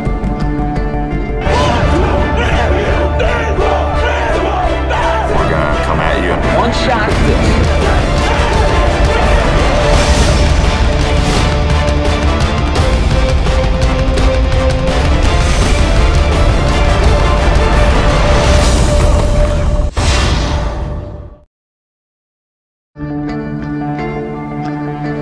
One match away from immortality. This is a total team effort.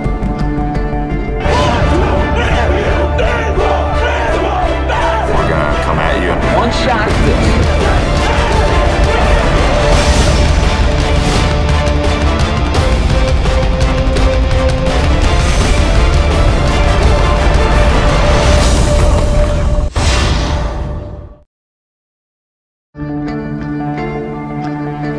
One match away from immortality. This is a total team effort.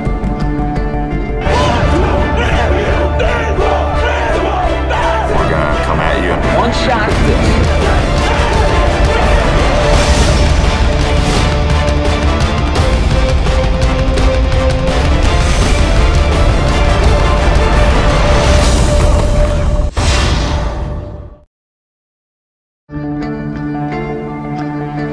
One match away from immortality.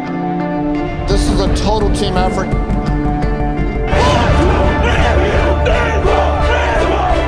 We're gonna come at you. One shot.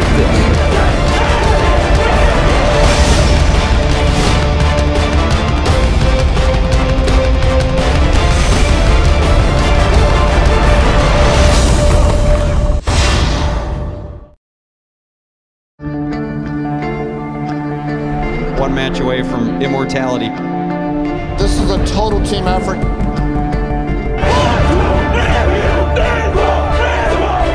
We're gonna come at you. One shot.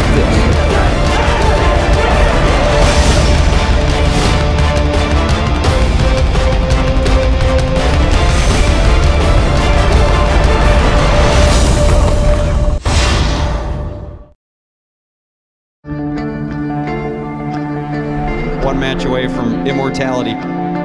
This is a total team effort.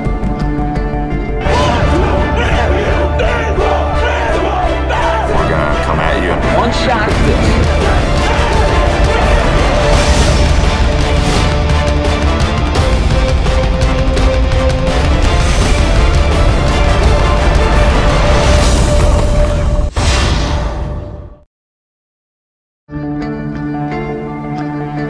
One match away from immortality. This is a total team effort.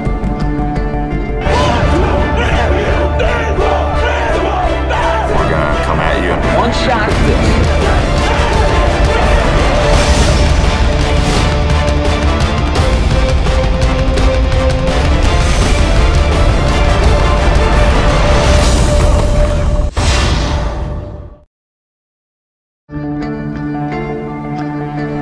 one match away from immortality.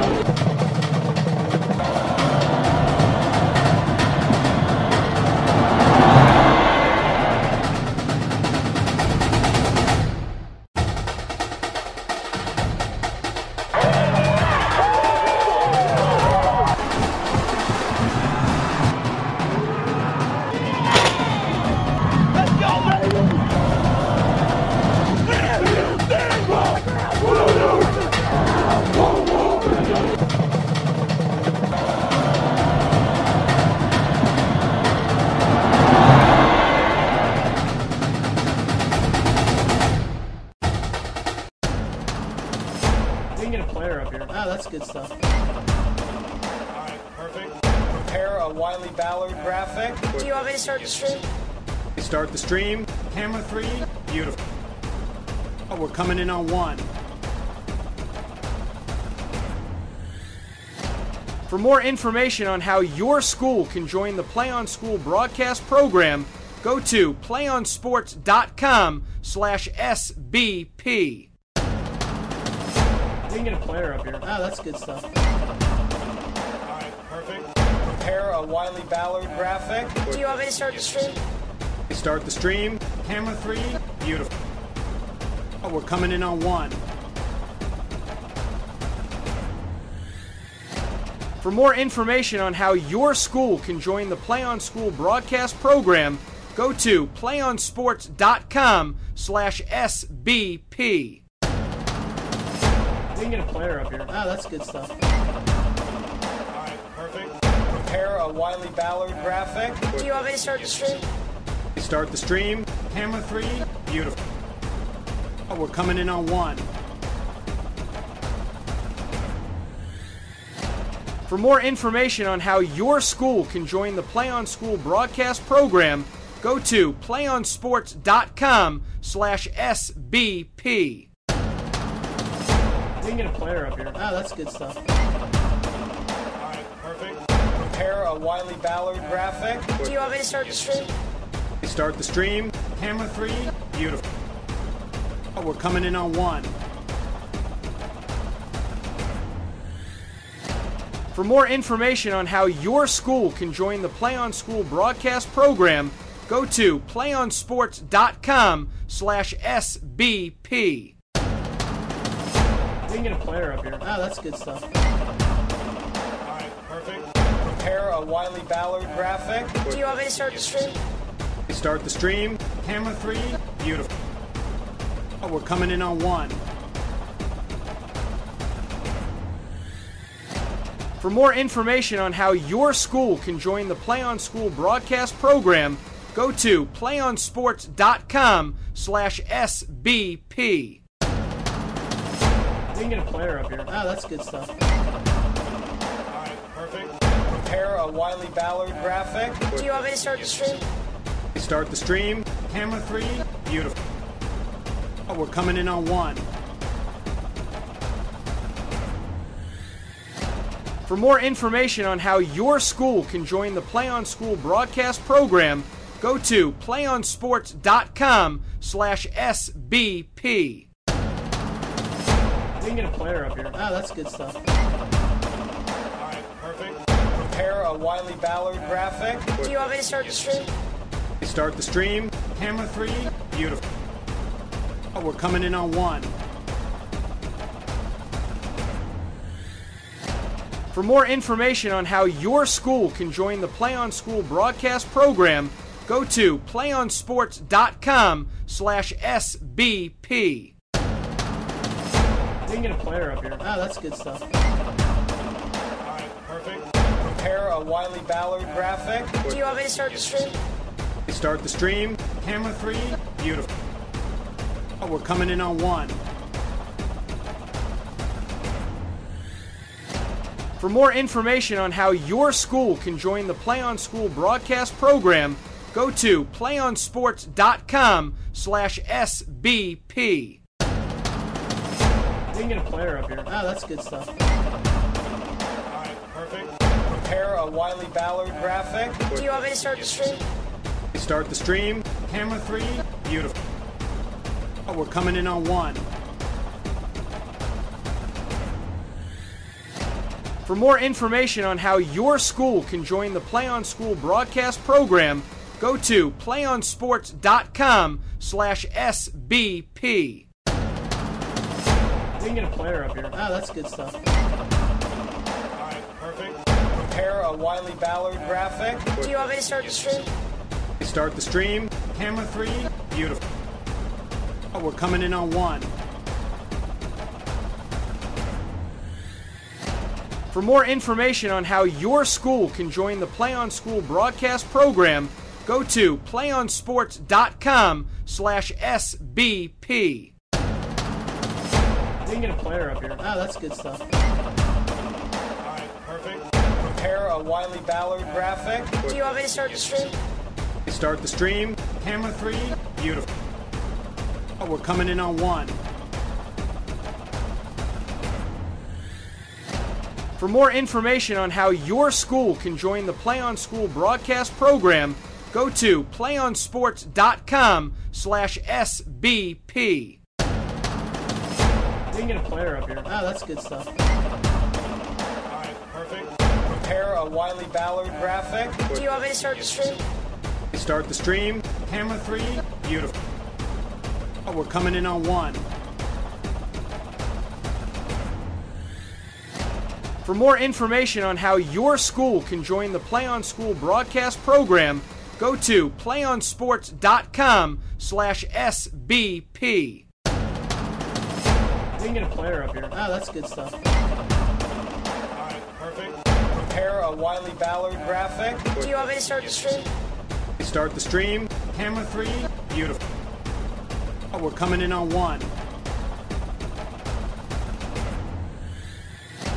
For more information on how your school can join the Play on School broadcast program, go to playonsports.com/SBP.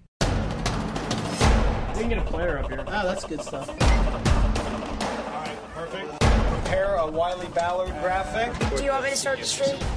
Start the stream. Camera 3. Beautiful. We're coming in on 1.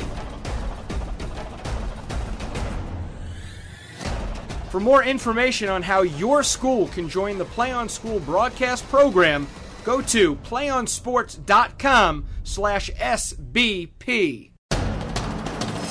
We can get a player up here. Oh, that's good stuff. All right, perfect. Prepare a Wiley Ballard graphic. Do you want me to start the stream? Start the stream. Camera 3. Beautiful. We're coming in on 1. For more information on how your school can join the Play on School broadcast program, go to playonsports.com/SBP. We can get a player up here. Oh, that's good stuff. All right, perfect. Prepare a Wiley Ballard graphic. Do you want me to start the stream? Welcome to the PlayOnSports.com halftime show, coming to you from St. Petersburg, Florida, at Al Ross Field, home of the Admiral Farragut Academy Blue Jackets. I'm Nick Flamia alongside Earl McDonald. Our halftime score is 12-6, with the Indian Rocks Christian Golden Eagles leading the Admiral Farragut Academy Blue Jackets. 12-6 our halftime score. And Earl, as we get into the halftime show, we noted a couple of key things for both teams to think about and to mostly think about during the halftime to change coming into the second half. We'll start with the home team, the Admiral Farragut Academy Blue Jackets. What do you think they have to key in on and focus on this second half? Well, obviously they've got to work on establishing their offense for more than just a few plays at a time, finishing drives. The Indian Rocks Christian School has been able to stop the Blue Jackets' running game very, very successfully, and they've forced the Blue Jackets to pass even more than they normally do. Mm-hmm. Now, the Blue Jackets have found some success doing that. They're going to have to continue to do that. The other thing that the Blue Jackets are going to have to look at is that in the first half they were trying to use a lot of shotgun formations, but they had tremendous trouble, probably largely due to the weather tonight, with the center quarterback exchange, with several high snaps and one or two low snaps as well. So we saw them working on that on the sideline some, but for most of the second quarter, he stayed under center and just looked at 5- and 7-step drops. It'll be interesting to see if in the second half they come back out and try the shotgun some more, or if they stick to staying under center where they've found some success. Yeah, after the troubles with the exchange there, they mostly did just under center with Robinson. And now with the wet weather coming in halftime, the 30-minute lightning delay, we have about 8.5 minutes left in that delay before second half can begin. But the wet weather will definitely factor in and probably cause even more problems with that exchange. And now on the other side, what I can notably think about is the Indian Rocks Christian High School team is that late injury we saw on the left side, Damian King, who had an interception earlier in the game, but it looked as though he went off the field with a bit of a limp. And if he can't come back, Damian King a big factor on pretty much offense and defense. That'll be a key loss if he can't come back. Absolutely. The Indian Rocks defense has really, really stepped up tonight and has significantly slowed and in most cases completely stopped a very, very dominating offense by the Blue Jackets. But with one of their key defensive players not in, if that's the case in the second half, that may change things. It may not, but it may very well change things. And he's also, as you said, he's been a key player on offense as well. He lines up at wide receiver quite a bit and sometimes running back. Well, once again, the halftime score 12-6. The lead by the Indian Rocks Christian Golden Eagles over the undefeated Admiral Farragut High School Blue Jackets. Admiral Farragut with a 5-0 record coming into the contest. Indian Rocks with a 3-1 record. And Admiral Farragut looking to try and come back in this game, down 6 right now, to try and come back and stay undefeated in this season and try and go 6-0. And Earl, any more notable aspects you want to mention in this halftime show before we go to break and come back with the third quarter? Yeah, the other thing I think is that my impression of the Indian Rocks head coach, Mark Buchanan, before the game, he was very intense. He was very adamant about the fact that his defense was going to shut them down and stop that run, and that if they thought they were going to go to 6-0 against them, it wasn't going to happen. He was very intense. I'm guessing that intensity might lead to a few raised voices in the locker room at halftime because of the numerous penalties that the Indian Rocks offense incurred that stalled and slowed and stopped drives. Mm-hmm. They could have a much bigger lead in this game, which would make things a lot easier for them in the second half. But right now it stands at a 6-point lead, largely because of their own miscues. He was very passionate when he was talking to us, wasn't he? Compared to head coach Chris Miller of Admiral Farragut, and we talked to Golden Eagles head coach Mark Buchanan, very passionate about how he's not going to let Admiral Farragut run all over them. He's not going to let them run up the score, and it's going to be a battle. Right. And sure enough, it's a battle in favor of Indian Rocks right now, 12-6. The lead. Admiral Farragut behind by 6. Well, that's going to do it for the PlayOnSports.com halftime show. Friday Night Football will return in just a few moments with the start of the second half coming up right here on your destination for high school sports, PlayOnSports.com. You can get a player up here. Oh, that's good stuff. All right, perfect. Prepare a Wiley Ballard graphic. Do you want me to start the stream? Start the stream. Camera 3. Beautiful. Oh, we're coming in on 1. For more information on how your school can join the Play On School broadcast program, go to playonsports.com/SBP. You can get a player up here. Oh, that's good stuff. All right, perfect. Prepare a Wiley Ballard graphic. Do you want me to start the stream? Start the stream. Camera 3. Beautiful. Oh, we're coming in on 1. For more information on how your school can join the Play On School broadcast program, go to playonsports.com/SBP. You can get a player up here. Oh, that's good stuff. All right, perfect. Prepare a Wiley Ballard graphic. Do you want me to start the stream? Start the stream. Camera 3. Beautiful. Oh, we're coming in on 1. For more information on how your school can join the Play On School broadcast program, go to playonsports.com/SBP. You can get a player up here. Oh, that's good stuff. All right, perfect. Prepare a Wiley Ballard graphic. Do you want me to start the stream? Start the stream. Camera 3. Beautiful. Oh, we're coming in on 1.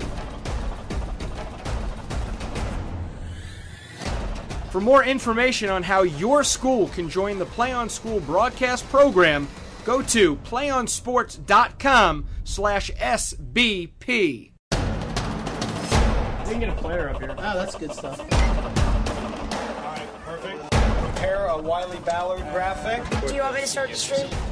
Start the stream. Camera 3. Beautiful. Oh, we're coming in on 1. For more information on how your school can join the Play On School broadcast program, go to playonsports.com/SBP. You can get a player up here. Oh, that's good stuff. All right, perfect. Prepare a Wiley Ballard graphic. Do you want me to start the stream? Start the stream. Camera 3. Beautiful. Oh, we're coming in on 1. For more information on how your school can join the Play On School broadcast program, go to playonsports.com/SBP. You can get a player up here. Oh, that's good stuff. All right, perfect. Prepare a Wiley Ballard graphic. Do you want me to start the stream? Start the stream. Camera 3. Beautiful. Oh, we're coming in on 1. For more information on how your school can join the Play On School broadcast program, go to playonsports.com/SBP. You can get a player up here. Oh, that's good stuff. All right, perfect. Prepare a Wiley Ballard graphic. Do you want me to start the stream? Start the stream. Camera 3. Beautiful. Oh, we're coming in on 1. For more information on how your school can join the Play On School broadcast program, go to playonsports.com/SBP. You can get a player up here. Oh, that's good stuff. All right, perfect. Prepare a Wiley Ballard graphic. Do you want me to start the stream? Start the stream. Camera 3. Beautiful. Oh, we're coming in on 1. For more information on how your school can join the Play On School broadcast program, go to playonsports.com/SBP. You can get a player up here. Oh, that's good stuff. All right, perfect. Prepare a Wiley Ballard graphic. Do you want me to start the stream? Start the stream. Camera 3. Beautiful. Oh, we're coming in on 1. For more information on how your school can join the Play On School broadcast program, go to playonsports.com/SBP. You can get a player up here. Oh, that's good stuff. All right, perfect. Prepare a Wiley Ballard graphic. Do you want me to start the stream? Start the stream. Camera 3. Beautiful. Oh, we're coming in on 1. For more information on how your school can join the Play On School broadcast program, go to playonsports.com/SBP. You can get a player up here. Oh, that's good stuff. All right, perfect. Prepare a Wiley Ballard graphic. Do you want me to start the stream? Start the stream. Camera 3. Beautiful. Oh, we're coming in on 1. For more information on how your school can join the Play On School broadcast program, go to playonsports.com/SBP. You can get a player up here. Oh, that's good stuff. All right, perfect. Prepare a Wiley Ballard graphic. Do you want me to start the stream? Start the stream. Camera 3. Beautiful. Oh, we're coming in on 1. For more information on how your school can join the You're watching PlayOnSports.com's presentation of Friday Night Football live from St. Petersburg, Florida. I'm Nick Flamia with Earl McDonald. 12-6 lead for the visiting team, the Indian Rocks Christian Golden Eagles, with a 12-6 lead over Admiral Farragut High Blue Jackets. As we get set for the second half action, kickoff underway. From left to right, bobbled and held on to. Now rolling out to the left side, that is Macon. And he has some open room. Nobody in front of 50, the 45-40, 35-30. He has all the room he wants. 15-10-5 touchdown on the return. That's Brad Hyman Muhammad, number 6, with the return. An opening touchdown, and that equals the score, 12-12. Well, that did not take long. Admiral Farragut comes up right out, Takes the kick return about 90 yards for a touchdown. Now here comes the point after, which both teams have had trouble with. So far, both teams are 0 for 3 combined in point after attempts. Let's see if we can first see our first successful kick of the night. It rained during the half with a lightning delay mixed in. We are underway here in the second half, 11:45, as an opening half kickoff return for a touchdown by Brad Hyman Muhammad. Now back for the point after attempt is number 28, and the kick is up, and this one is good. The first successful point after. Kick is good by number 28, Juan Dumit. Dumit puts it through the uprights, and now Admiral Farragut quickly takes back the lead, or takes its first lead of the night, 13-12. Well, how about that, Earl? 15 seconds into the half, and it's a whole new ballgame. Yep, we talked about it earlier.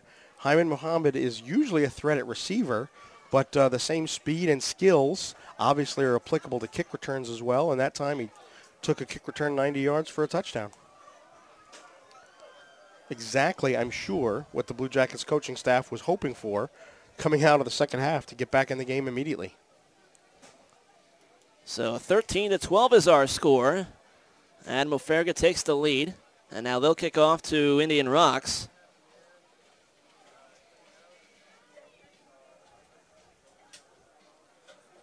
It looks like Damian King is in back to return alongside Theo Anderson, so apparently his injury was not too bad. That's good for them. Yeah, there was a question mark at halftime with a late injury, but thankfully for Indian Rocks, he's okay. Kickoff by Admiral Farragut goes to the 30-yard line, and that's where it's received. Sliding down, making the grab is number 13. I think it's 33, Spencer Atkinson. You're right, 33. It's hard to see his number, and he's laying down. Looks like he's cramping up. He'll get stretched on the sideline. Atkinson cramping up at the 30-yard line. Yeah, it was a long halftime delay, and he slipped a little trying to cover that sort of pooched kick. So Indian Rocks will take over at the 30-yard line on the right hash. 11:43 to play in the third quarter. And now time is called as Atkinson getting stretched out. He's in the field, not on the sideline. Yeah, let's hope that's just a cramp because he has been quite the force on offense for Indian Rocks tonight. Again, not listed really as one of the impact players. For the season, his stats weren't such to warrant that, but his stats tonight would make him probably their offensive player of the game so far. So he's one they don't want to lose. Let's hope it's just a cramp. They can stretch it out, and he can get back in there for him. Yeah, Atkinson, a senior on this team, and really coming up big offensively.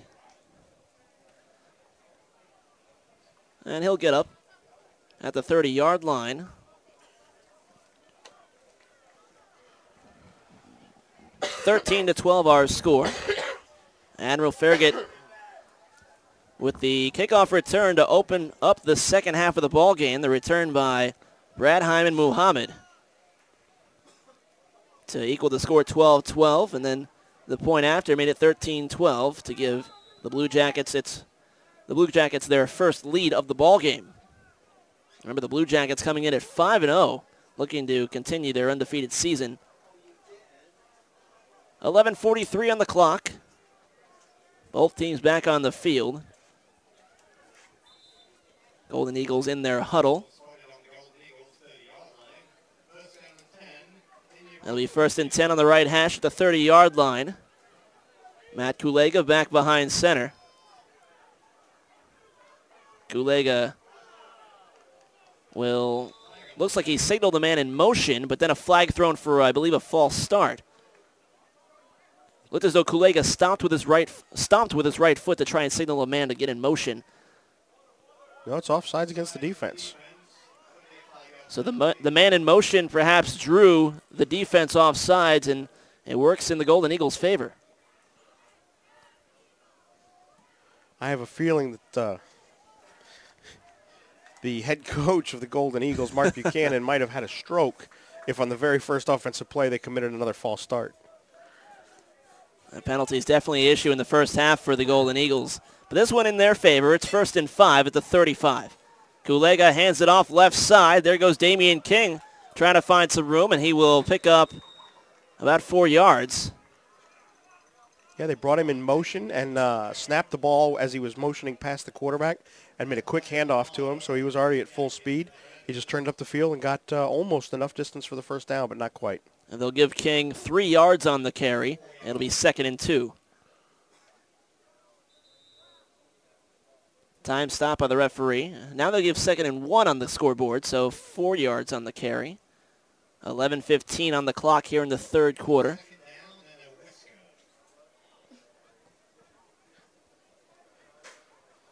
And they're coming out for a measurement. That's why the time called. See exactly where the ball's marked enough for a first down or not. It was 1st and 5. Let's see if they got 5. It is close. And first down is the signal. He might have gotten a favorable spot on that one, but that's all right. He did not appear to me to be that far across the 40-yard line, but definitely perhaps under the pile he inched forward a little bit. Very close, but the spot in the Blue Jackets, rather the Golden Eagles' favor. 1st and 10, a new fresh set of downs at the 42-yard line. And quickly brought down, no, pass to the left side, and it is off the fingertips of the receiver. That's number 7, Robbie Wendell. Well, the action in the backfield fooled myself. I saw it was a fake handoff, and the running back was covered by defenders, but to his left was Matt Kulega, the quarterback, able to get a pass off, and it was nearly complete, deep towards the 20-yard line. Yeah, Kulega made a great effort to escape a sack because one of the defenders was not fooled, and he almost sacked Kulega. Kulega got out of the way of the sack, made a great throw downfield, but William Anderson, the defensive back for Admiral Farragut, made a great play to prevent the receiver from catching it. And the ball went off of Robbie Wendell's fingertips and nearly complete, but good pressure back there. 10:53 to play in the third. 2nd and 10. The ball handed off, and across the 40-yard line goes Zeke McGoy for possibly a gain of 1. It's like a few words exchanged at the end of that play, but cooler heads prevailed. That's good. This is high school football. We don't need a ruckus. No gain for McGoy, and it's 3rd and 10. 10:23 and ticking in the third. This is the kind of play where I think they wish that Spencer Atkinson was in there to possibly make a catch, but he's not back yet from those cramps. Ball near the right hash. One receiver deep to the left side. Pass to the right side, and wide open number 1, the 15, the 10, the 5, and he's brought down just before the goal line, and flags fly. Looked possibly like a horse collar tackle, or... Yeah, and Damian King is limping off the field again, unfortunately. He was the receiver. He wasn't quite a motion play, but he sort of went out to wide to the right a little bit late, right before the snap. And then on the snap, he streaked up the right sideline and was wide open, made a great catch and a great run after the catch. And unfortunately, it looks like Farragut committed a personal foul on the tackle, which will be half the distance to the goal. Well, King was able to bring the football near the goal line anyway, so it's not going to be much of a yard difference on the penalty. But, again, a great reception by King. Let's hope he's not too badly hurt from that play either. He's definitely off the field right now. So they're lining up trying to score, but they're without King and they're without Atkinson as well. Two key players in this ball game. 9:50 and ticking. Ball's on the 1-yard line. 1st and goal. Two receivers to the left, one to the right. A handoff, and off to the left side. The running back goes, and it is a tackle for a loss, I believe.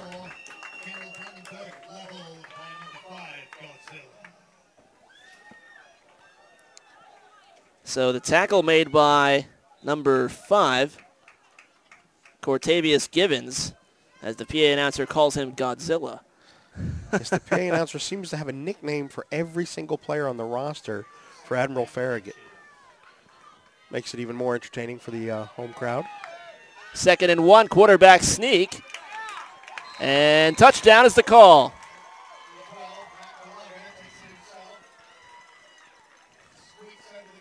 Matt Kulega takes the ball himself across the goal line, and a touchdown quarterback sneak gives Indian Rocks Christian the lead back. It is 18-13, pending the point after touch. We'll see if Indian Rocks can convert their first extra points of the game. 8:58 to play. What do you think of the play call there with Kulega taking it himself? Well, it worked earlier in the first half, and it worked again here. It looks like, especially with several of their key players out, Kulega running up the middle, if they just need short yards, this might be a play they lean on in the second half.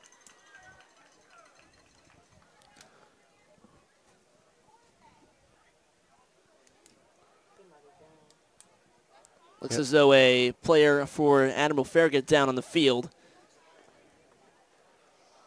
Trainers are tending to him.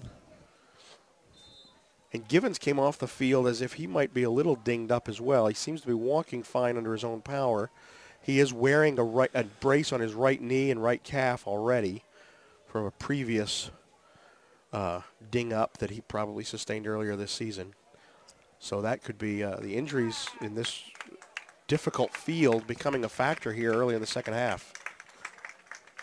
That was number 4, Kayvon Woods down, but he gets up under his own power. Yeah, and will trot towards the sideline. Hopefully both those players also will be able to come back in the game.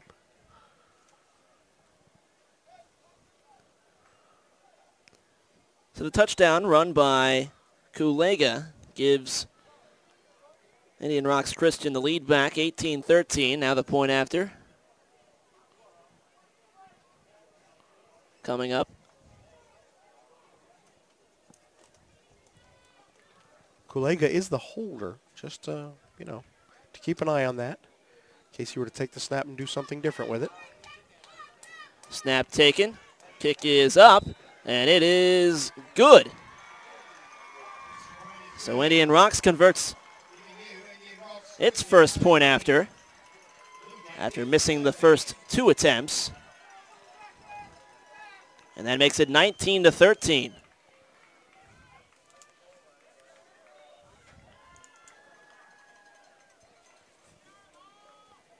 So with 8:58 left,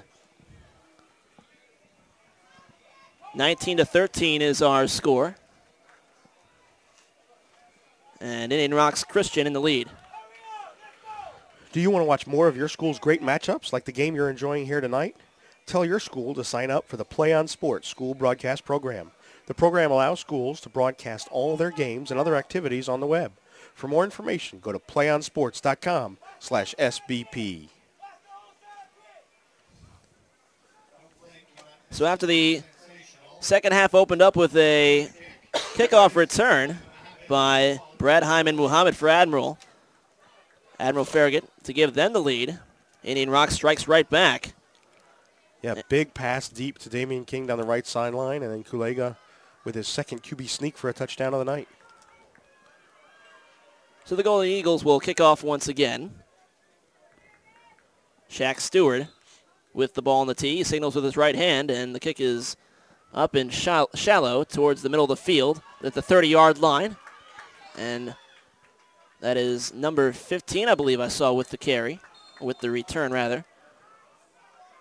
It looked like they intentionally kicked that one a little high and a little short to avoid Hyman Muhammad getting a second chance at it. Number 15, Jalen Bowden with the return.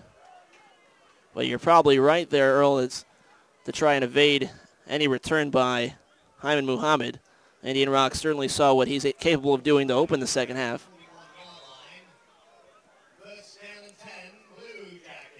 So it's 1st and 10 for the home team. 8:51 to play in the third quarter, and the Blue Jackets will begin on their own 40-yard line. Or make it the 41-yard line. Ball between the hashes. Robinson under center. Takes it, hands it off to the right side. And brought down, that is number 2, Jake Frolicher. Found a hole to the right side, able to pick up about 5 yards. A very solid run on first down. And they've not had a whole lot of success running the ball this game, so that was a solid first down run for them. It'll be second down, and they'll call it 6. Ball between the hashes. One receiver lines up towards the near sideline. 2 to the right side. Robinson under center, takes the snap, hands it off right side, and he's dropped for a loss. Number 2 on the carry, once again Jake Frolicher, but this time he's brought down in the backfield. And it's a 2-yard loss. It's 3rd and 8. Looks like Woods is back in the game, so his injury appeared to be minor as well. That's good. He's definitely been a factor offensively. He certainly has. He's been targeted several times. 3rd down and 8. Ball on the 44-yard line. Make it the 43. 2 receivers to the left, 1 to the right. Robinson under 7, 2 in the backfield. Robinson backs up. He's pressured from his right side, gets the pass off. It's caught at the 50. But is it enough for a first down? We'll see. Catch made by number 6, Brad Hyman Muhammad. And he's still down, too. That's an injury they don't need. I saw that. I think Hyman Muhammad, where he caught the ball, I think they'd have spotted him enough for the first. He was trying to make something else happen, went to his right across the field a little bit, ended up losing about a yard, and he got tackled, and unfortunately got tackled hard. Our fears here are that it's a knee, possibly, but let's see what happens when the trainers get a chance to work with him.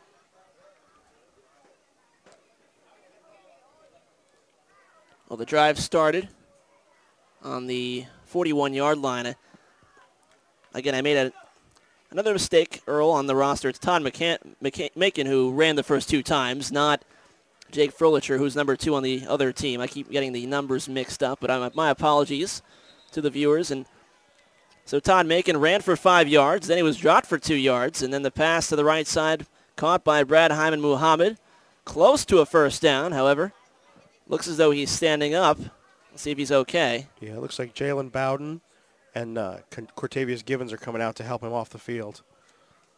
A little modified fireman's carry, so he doesn't have to put any pressure on that knee. Hometown crowd clapping for him. I really hope it's not serious, but always worrisome when it's the lower leg. Anything with the knee or below is always dangerous. Hyman Muhammad, the top receiver for the Admiral Farragut Blue Jackets, came in averaging 110 yards a game receiving. And that'll be a key loss if he's unable to come back. 19-13 our score, 7:05 in ticking. Indian Rocks Christian with the lead. Admiral Farragut with a 4th and 2. Toward near midfield, possibly trying to draw off sides. And it's exactly what they were doing, just going to line up on 4th and 2, trying to draw the Golden Eagles off sides, but yeah, and as many penalties as the Golden Eagles committed in the first half, that's not a very bad attempt. Mm-hmm. Unfortunately, this time it didn't work. They have not made a penalty yet in the 3rd quarter, and they were disciplined on defense and stayed home and didn't jump. So now they've called a timeout, and now we'll see if they're really going to go for it from midfield, or if they're going to try and punt and put the Golden Eagles deep.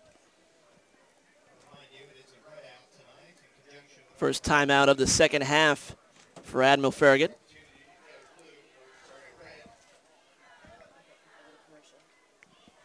(19-13) is our lead. Indian Rocks with the lead over Admiral Farragut. 6:49 left in the 3rd.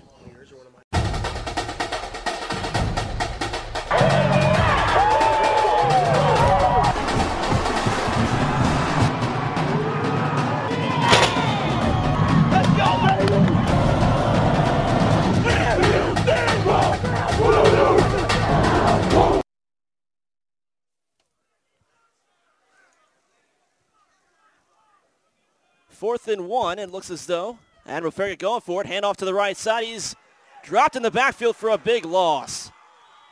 Wow, what a play by Indian Rocks. Big 4th down stand. Great defense by Indian Rocks. And the crowd on the opposite side of the field in the stands erupts as the defensive hold gets Indian Rocks the ball back on a big 4th and 1 stop. And now they're going to have the ball already in plus territory again. This is at least the 3rd time this game that they have started possession on the good side of the 50. Mm-hmm.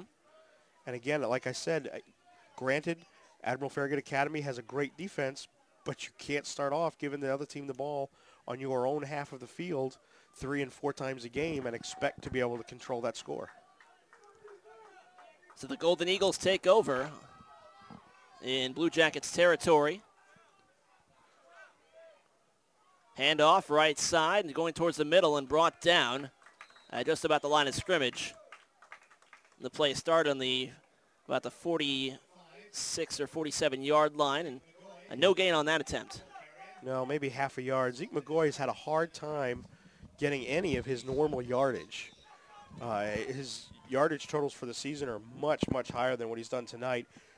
Granted, the field is wet and a little heavy and a little slow, but McGoy has had tremendous difficulty getting the running game going for Indian Rocks. That'll be 2nd and 10. And it looks as though another player from Admiral Farragut coming off the field. 6:22 to play in the 3rd quarter.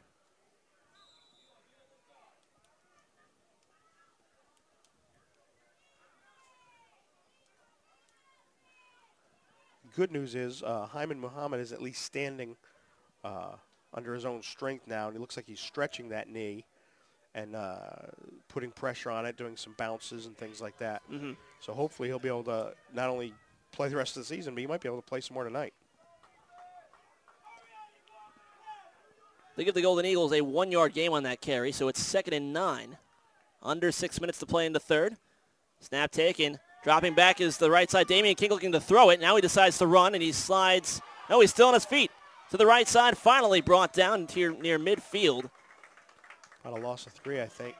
Brought down near the 49-yard line. And, well, Earl looked as though like there was some trickeration early on. King looked as though he wanted to throw that ball. He did, and King is a backup quarterback.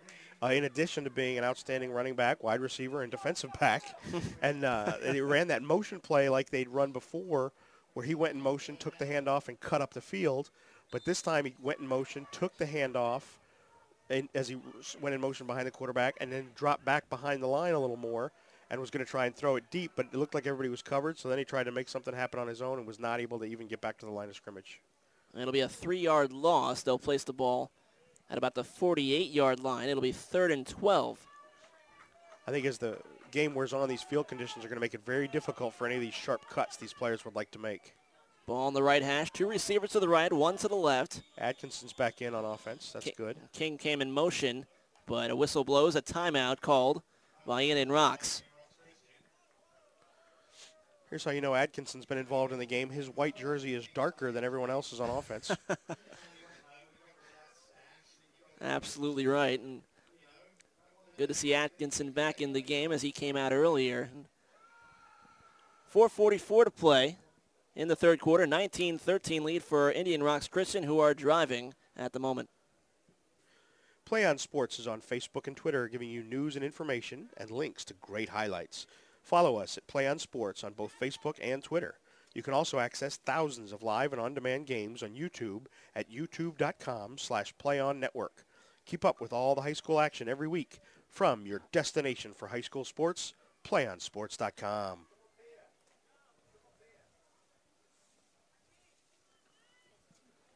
Indian Rocks Christian in the middle of a timeout. It's 3rd and 12 with 4:44 to play in the 3rd quarter. The Golden Eagles lead the Blue Jackets 19-13. We've seen 2 scores this quarter. An opening kickoff return by Brad Hyman Muhammad for Admiral Farragut to give the Blue Jackets a lead before Indian Rocks Christian retaliated with a score of their own on a run by Matt Kulega. 19-13 our score. Golden Eagles in front Ball on the right hash at the 48-yard line. 2 receivers to the left, 1 to the right. Kulega drops back, looking to throw, looks to the left side. High toss to the left side. In double coverage, it is intercepted at the 10-yard line. And Admiral Farragut will take over. Justin Green, number 7 for Admiral Farragut. What a great pick. They'll mark him down at about the 6-yard line. And it'll be first down, Blue Jackets. Kulega got a little greedy with that one, but really, though, I can't fault them for trying it because at this point, even with the interception, Admiral Farragut is way, way back around their own 10-yard line, and they've only completed 1 drive all game. They've got 2 scores, but one of them was the big kick return. The Indian Rocks defense has been outstanding. I wouldn't have been afraid to try a deep pass like that. Very good point. As Indian Rocks Christian really has stepped up defensively tonight against a very tough Admiral Farragut team, who are, mind you, undefeated at 5-0, but trail the Golden Eagles 19-13. 4:30 left in the third.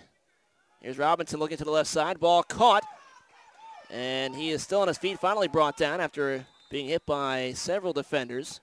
Catch made by number 3, William Anderson. The first time we've said his name.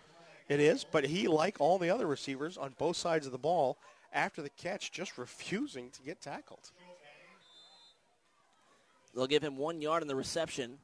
Very 2nd and 9. earned 1 yard.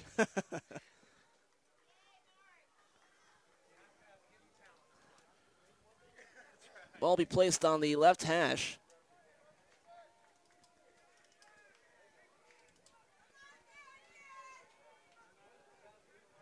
Robinson under center. 2 receivers to the right side. Still no shotgun attempts for Farragut.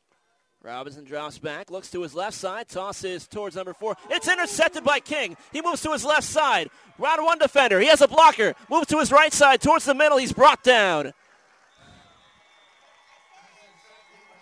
Damian King with the interception over the middle.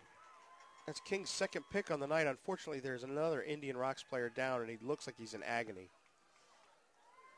Well, you hate to see any more injuries. We've seen so many pile up tonight. However, and a plus sign for the Golden Eagles, they have the ball back in Blue Jackets territory. Deep in their territory, inside the 10. The time called is a player being stretched out on the field around the 45. Make that the 35-yard line of the Blue Jackets. Can't quite see a number. But nonetheless, it'll be 1st and 10 for the Golden Eagles with 3:28 to play in the third.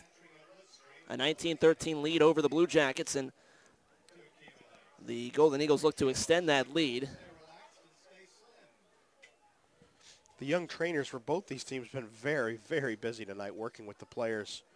Fortunately, most of the injuries thus far have been such that players were able to return to action later after working out a cramp or stretching something out. But judging by the pain, this could be bad. Hopefully it's just a very bad cramp. Mm-hmm.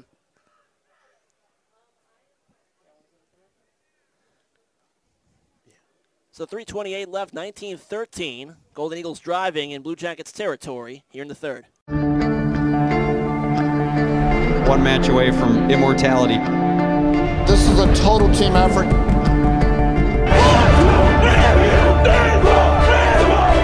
We're gonna come at you in 1 shot.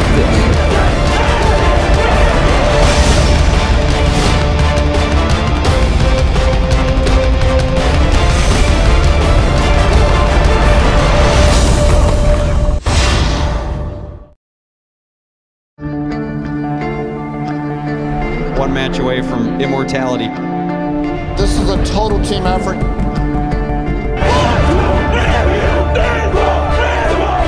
We're gonna come at you in 1 shot.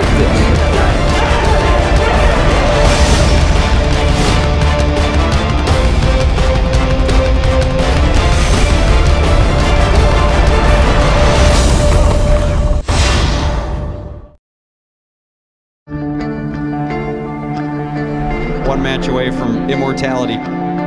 This is a total team effort.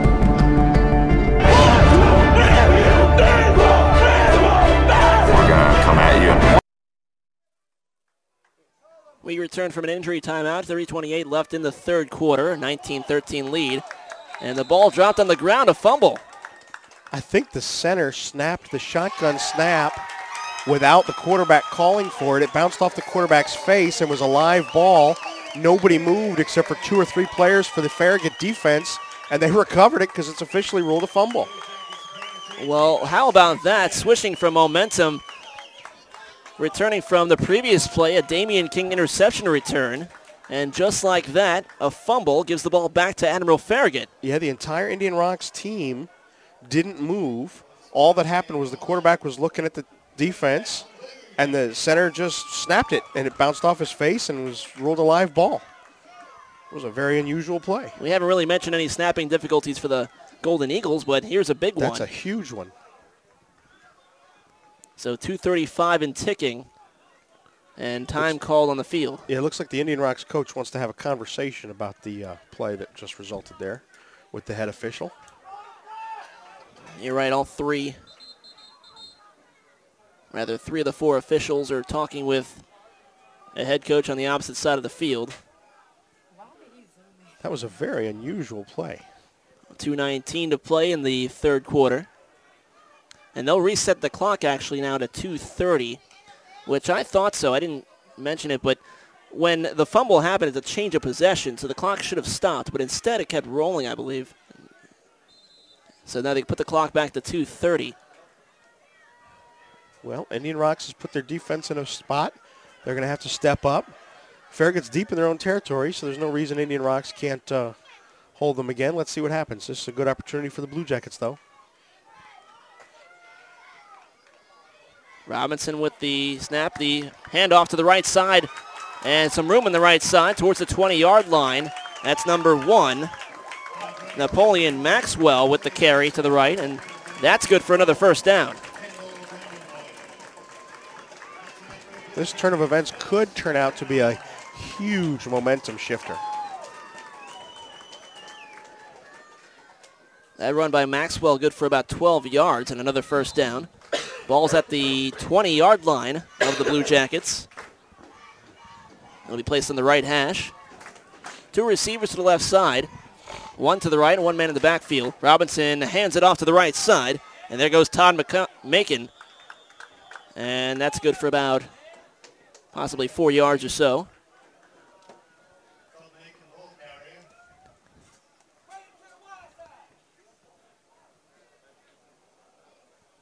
Macon carries it about 4 or 5 yards. It'll be, and that'll be erased actually. A penalty will back up the Blue Jackets, I believe.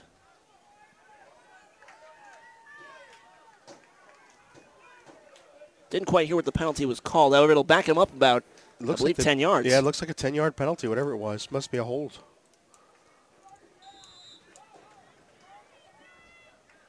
I didn't see the penalty or the call of the penalty. But I only heard the PA announcer say penalty Blue Jackets, so, but most likely it is a hold. You're probably right. And instead of 2nd and 8, it's about 3rd and 20. Handoff right side, and he's quickly brought down in the backfield. And that's actually, it was no handoff. Robinson scrambled himself, and Robinson taken down in the backfield. Number 23, Patrick Robinson. Was that him? I believe it was. I got my Robinsons mixed up. On the roster, he's listed as a kicker and a punter, but he was in on defense, it looked like, and he made the sack. I believe that's the first sack of the night for Indian Rocks. They're averaging 3.8 a game. Oh, that's what I mixed up. I'm sorry. Colby Robinson was sacked by Patrick Robinson. Yes. There we go. So with 1:30 left. Yeah, the teams are making it very challenging for us, having number 1, tackle number 1, and a Robinson, sack of Robinson. They're trying to keep us on our toes up here. So on a 2nd and 20, an 8-yard sack for a loss makes it, I believe, 3rd and 28. Run to the left side, still on his feet. There goes number 1, Napoleon Maxwell. Couldn't find much room there. Yeah, I think that was 2nd down because of the penalty. You're right. It was 1st and 20. Then the loss made it 2nd and 28. And now no gain there. as we are under a minute to play in the third quarter. It's third down and very long. Yeah, this is a very difficult position for Admiral Farragut Academy. I don't care how good their punter is, he's not going to be able to punt from the back of the end zone and do any kind of real damage on field position. So they've got to at least get some yardage here. Two receivers to the right, one to the left. Robinson under center. He takes the snap, drops back quickly, looks to his right side, deep pass, a fluttering ball, and it is picked off by King. His third interception of the night. Damian King is a king on defense tonight.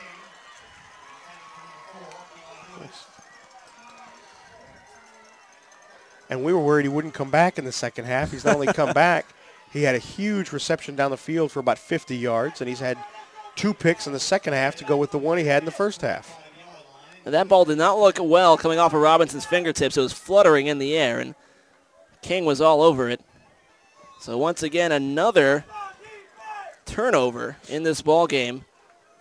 And the Golden Eagles, again, in Blue Jackets territory. Young Damian King just wanted to make us look good because we said he'd be a key player, and if he was not in the second half, it would be tough. Clearly just proving us to be smart. 18 seconds left in the third quarter. And a run to the left side goes for possibly 1 yard, if not no gain. And that'll be the last play of the third quarter.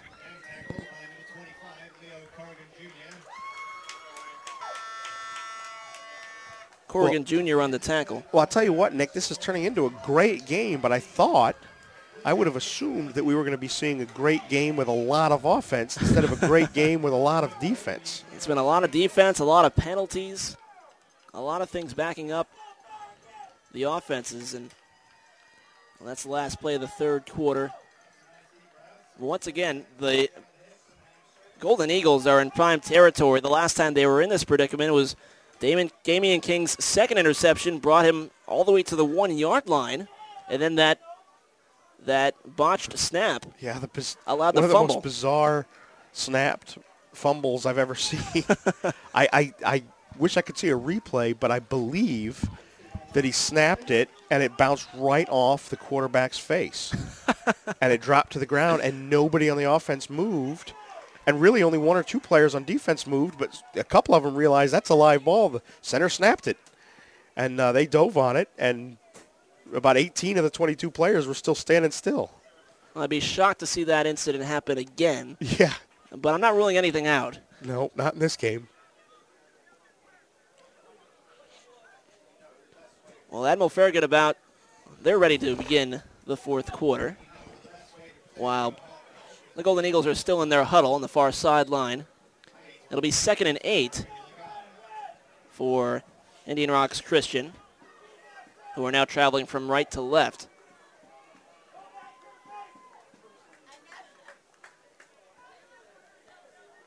Fresh 12 minutes on the clock for the fourth quarter. 4 wide receivers split, 2 right, 2 left. And quick pass to the left side. That's caught by number 24. He runs for a gain of about 4 or 5. That was Kendall Brandenburg. Usually the up back. This time he went out into the flat as a receiver.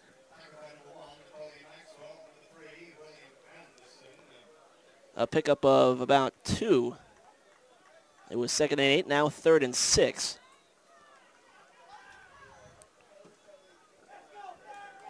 .11:30 on the clock in the fourth. Well, Spencer Atkinson has been back for a while, but he hasn't been a factor since he went out with that injury. I wonder if the cramping is slowing him down a little bit. I'm not sure. He's lined up on the right side. Out of the shotgun, Kulega rolls out to his right side, positioning his receivers. Long pass, and it is intercepted in the end zone. A diving catch by number 1. Napoleon Maxwell comes up with the interception. Another turnover, Earl. Unbelievable. Yes, and another pick by number 1, but this time by the number 1 for the Blue Jackets, Napoleon Maxwell. And possibly an ill-advised toss by Kulega, who rolled out to his right, looking for anything in the end zone, and tossed it up. Maxwell was all over it. Yeah, the difficulty whenever a quarterback rolls out is it's always difficult for him to reset his feet before he makes the throw, particularly for high school athletes. Mm-hmm. That's a very challenging play. He's executed a few of them beautifully, but that one, he looks like he didn't set his feet. He made a bad throw, and it was picked off. A touchback will allow Admiral Farragut to begin on the 20-yard line. And a timeout called by the Blue Jackets. 19-13 is our score. The Indian Rocks Christian Golden Eagles ahead here in the fourth. PlayOnSports.com is not only your destination for Friday night football action, but it's also the place for the most comprehensive coverage of high school playoff and championship events in all sports from across the country. PlayOnSports.com. High school sports lives here. 11:06 to play in the fourth. Timeout by the Blue Jackets, who are down 19-13 to the visiting Indian Rocks Christian Golden Eagles here in the fourth quarter. And really a close game here with the turnovers back and forth kind of limiting what could possibly be a high-scoring game. Yeah, especially in the second half. There's been at least 3 turnovers now in the second half. And this could be a critical possession for the Blue Jackets. There's only 11 minutes left in the game, and they're down by a touchdown. 1st and 10 on the 20. And a handoff nearly bobbled by Napoleon Maxwell, but he held on to it and was dropped down in the backfield for a loss. One more bounce from another turnover. A loss of 3 in the backfield by Maxwell. Looked as though he temporarily lost control and kind of smushed the ball against his face mask to try and hold on to it. Yep. So he pinned it against his own helmet and was brought down just like that. Yep, the AFA Blue Jackets have only made one offensive drive that resulted in a score today. This would be a perfect time for them to get their second one to get back in the game. 10:25 and ticking. 2nd and 13, ball on the 17-yard line. Robinson once again under center. 2 receivers to the right, 2 to the left. Robinson drops back, tossed to the right side. It is caught at the 30-yard line by number 4, Kayvon Woods. That was a great catch. The ball was thrown a little behind him, and when he tried to stop, he started to slip in the wet, rough field and went down, sort of sliding, almost in a baseball, foot-first slide, and managed to still catch the ball as it fell behind him. Yeah, 14-yard reception, good for a first down. Ball will be placed at the 31-yard line.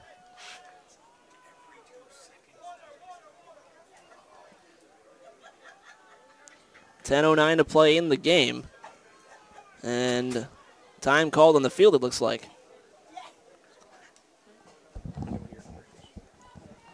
19-13 is our score. Indian Rocks Christian in the lead.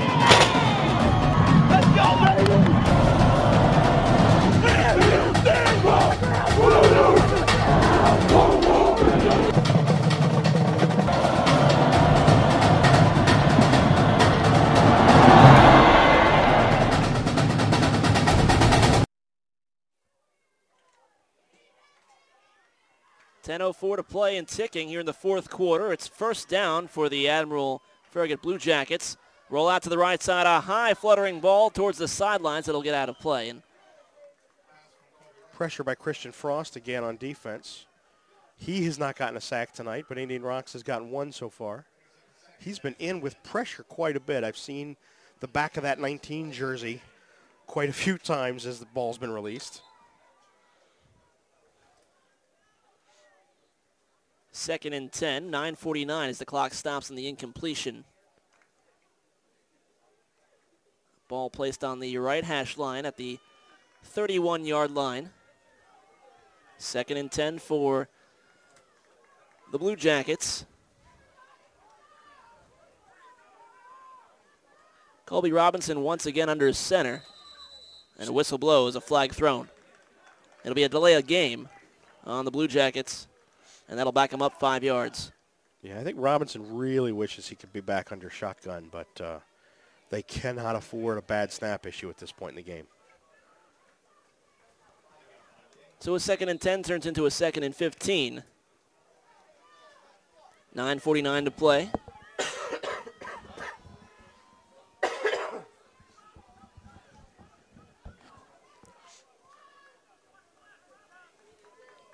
Two receivers to the left side, one to the right. Two in the backfield. Robinson under center. Scans the field. Takes the snap, drops back. Pass to the right side is caught by Woods. Spins around a defender, and another one knocks him down at the 35-yard line. Yeah, I think that ball was tipped at the line of scrimmage, but still completed. That was an impressive play. It started out as a spiral for about 2 seconds of flight, and then turned into a side-spinning, ugly ball that Woods was still able to bring down for the catch. 10-yard gain makes it making a 9-yard gain, turns it into the 3rd and 6. Two receivers to the left, one to the right once again. Robinson under center, drops back. This time looks to his left side. Dump pass to the left side to number 1, who fights for the yardage and comes close to the first down marker. That's number 1, Napoleon Maxwell. Yeah, that spot will give him the first. Indeed it does. The markers move, and it's first down for Admiral Farragut. Colby Robinson seems to be taking a lot of time on each play. I wonder if he's doing that by coaching, thinking let's have one long possession, score, and end this game. 8:54 and ticking. Two receivers to the left, one to the right. One comes in motion from the left side, and it's handed off to him. And tackled in the backfield, a terrific tackle. That's number 64, getting in there to tackle number 7, Justin Green, on the carry. Chris Parrish on the great tackle in the backfield for a big loss. Justin Green came in motion from the left side and received the handoff from Robinson. But a key tackle for loss. A loss of 5 yards makes the 2nd and 15. As a bigger guy myself, I always like it when we get to call out one of the big guys' names. 8:09 and ticking. 19-13 is our score. The Golden Eagles out in front. The Blue Jackets looking to retaliate. Two receivers to the left.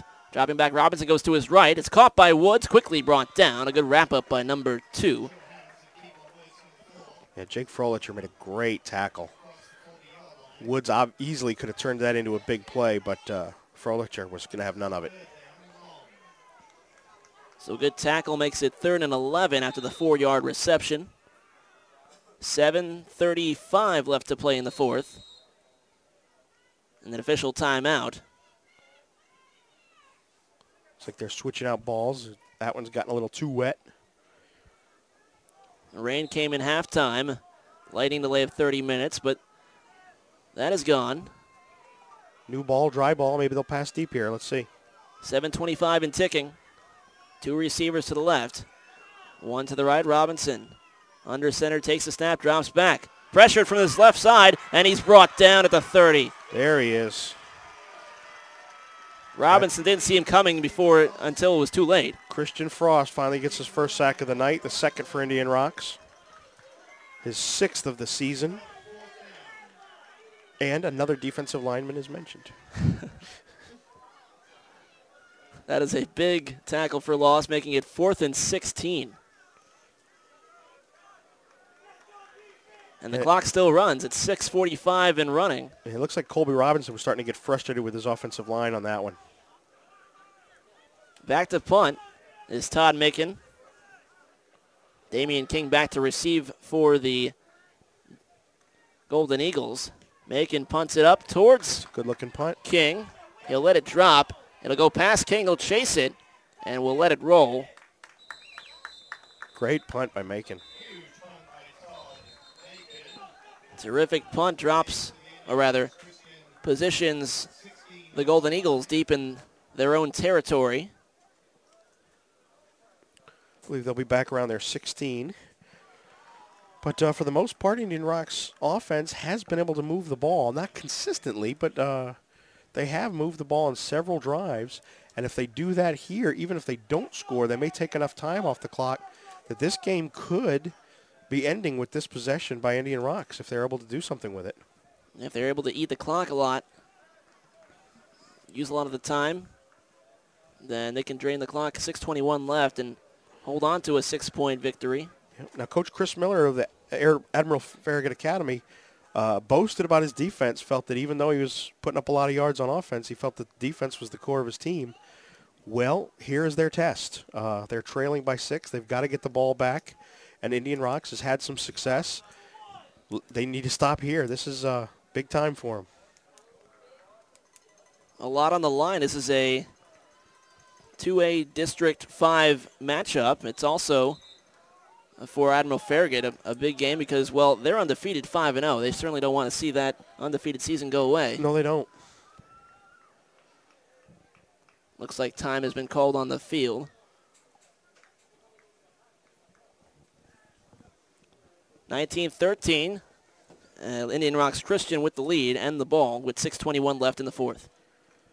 Stay tuned for the PlayOnSports.com postgame show, where we will select our player of the game, as well as wrap up all the action from this ball game. That's coming up following the game on your destination for high school sports, PlayOnSports.com.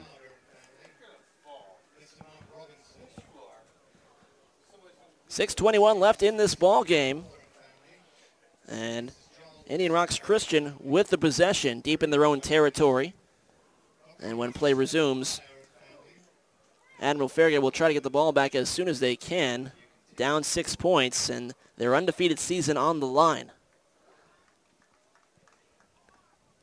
Players back out on the field. I'm sure the hometown crowd was expecting a different ball game.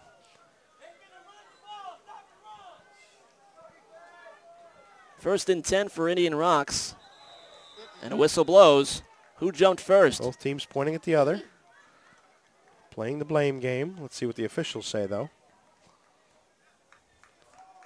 Offsides on the home team.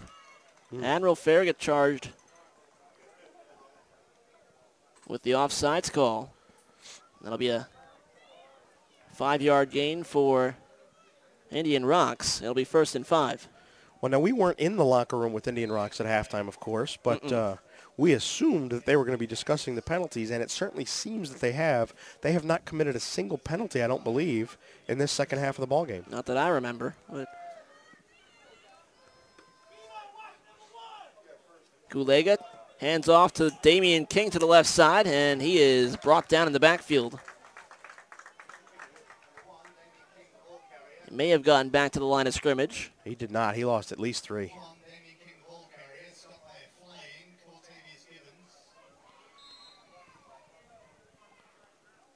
Yeah, it's going to bring up 2nd and 9. They give him a loss of 4. It was 1st and 5 after the offsides penalty. 2nd and 9. 5:52 and ticking. Well, they're eating clock fairly well, but they really need to start converting a few first downs. Gulega under center. Atkinson lined up as a tight end on the left. Snap taken, run up the middle, and a gain of about 2 or 3 by the running back, number 5, Zeke McGoy. Zeke McGoy, the freshman running back who leads his team in rushing. Yeah, this game, it looks like he's going to bring down his average quite a bit, unless he happens to break off a real big one here late in the game. But he's still been a reliable ball carrier, had several 4, 5, and 6-yard carries, helped create second and shorts, third and shorts. They were able to convert often through the air, but he's still been a workhorse for him. And only a freshman. He could be 3 inches taller and 40 pounds heavier by the time he's a senior and could be a real force to be reckoned with. 5:01 and ticking, 3rd and 8. Do you run it or pass it here, Earl? I think you got to run it again to eat that clock. Kulega under center. He'll drop back looking to pass, He's rolls rolling. out to his right side, trying to find his man, pressured. The ball goes up. It is incomplete. Number 84 was there for Indian Rocks. And again, he wasn't able to set his feet. When he rolled right, he was on the run, and in order to avoid the tackle, he was not able to stop and set his feet and was not able to make a good throw, made a bad throw. It went incomplete, and they're going to have to turn the ball over here with a punt. Clock stops at 4:45. It'll be 4th down, and Admiral Farragut will get the ball back, down by 6. Yeah, they cost themselves 20 or 30 seconds and possession. I still think they would have been better off with a run or maybe a simple screen pass. Number 3, William Anderson, back to receive the punt. There's the snap. Punt is up. It is short of Anderson. He will evade the football as it bounces past him. Picked up by Indian Rocks around the 42-yard line. I think it's the 37. You're absolutely right. I was going the wrong way on the line. 37.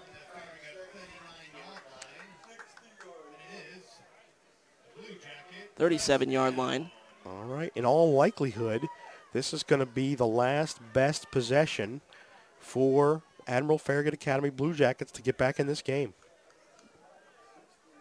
4:33 to play in the game. 19-13 our lead. Indian Rocks with it. The Golden Eagles looking to hold off the undefeated Admiral Farragut Blue Jackets. Admiral Farragut with the ball. Keep your eye on Hyman Muhammad. 1st and 10. Robinson under center, 3 wide out to the right. He looks that way as he drops back. Pressure, throw to the right side is incomplete. He was going for Muhammad, but couldn't reach him. Nope. 2nd and 10. Clock stops at 4:28. I think Colby Robinson is really affected by the inability to use the shotgun. When he was using the shotgun in the first half, he was a much more effective passer. Mm-hmm. He was able to see the defense better.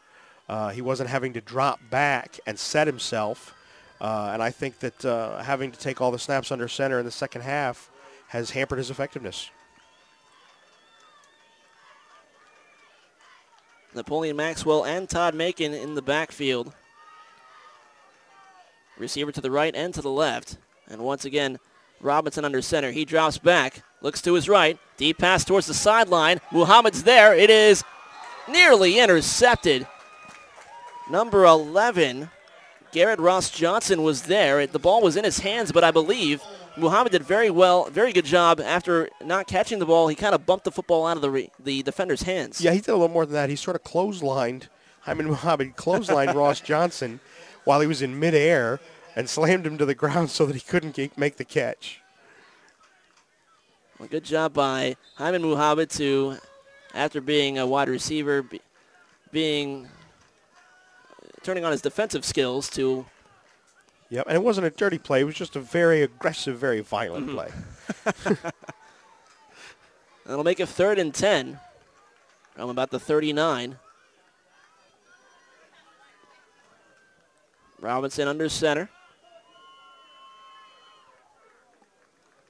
Snap taken, dropping back. He looks to his left. It is nearly intercepted off the fingertips of a defender.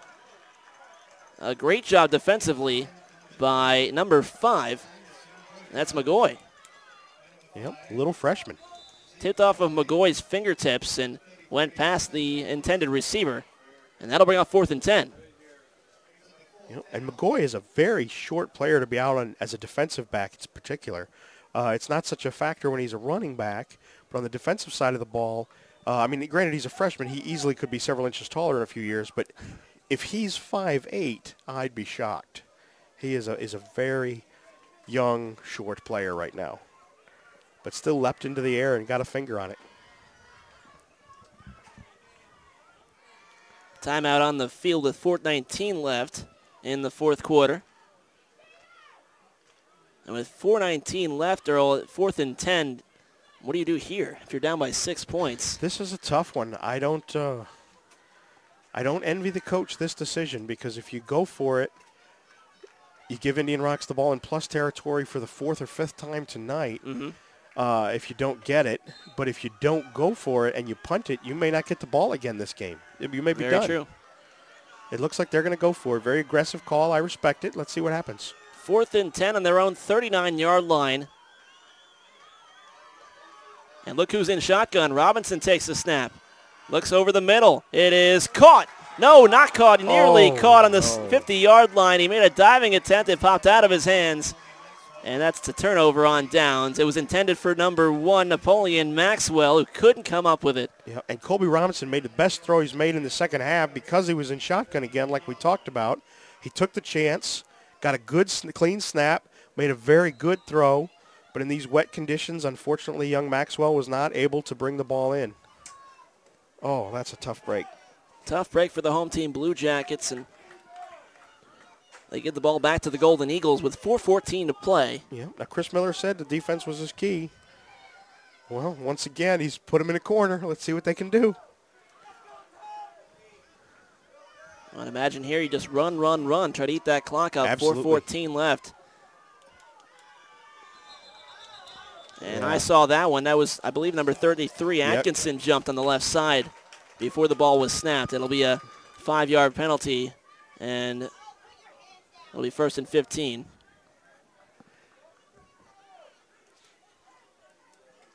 So Atkinson back in the game after cramping a couple of times.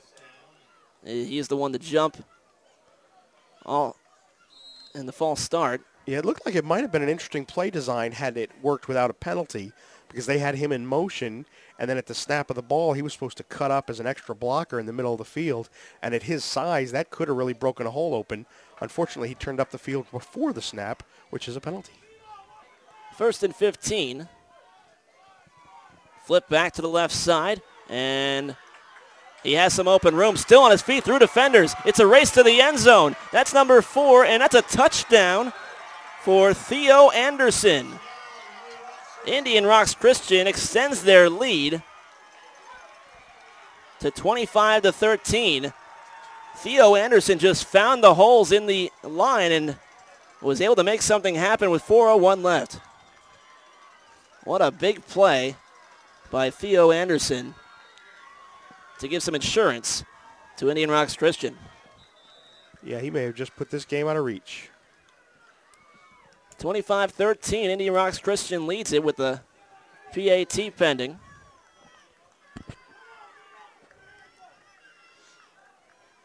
The kick is up, and it is no good. So the score remains 25-13. PATs tonight for Indian Rocks Christian. I believe they're 1 for 4 now. 1 for 4 with 2 misses and a block. But they've got a 24-13 lead. It may not matter. 11 points with 4:01 left in the game.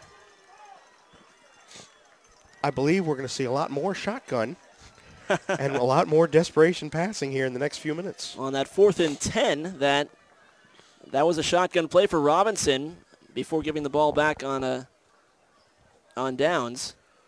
Yeah, they finally took a chance. It was the first time they've taken a chance on a shotgun snap in the second half. The snap was good, and Colby Robinson was able to be comfortable, set his feet nicely, make a great throw. Unfortunately, the receiver couldn't bring it in. And again, the receiver felt terrible. He laid on the floor, laid on the ground, very upset with himself. But and Maxwell. You know, these are young kids. They don't catch everything.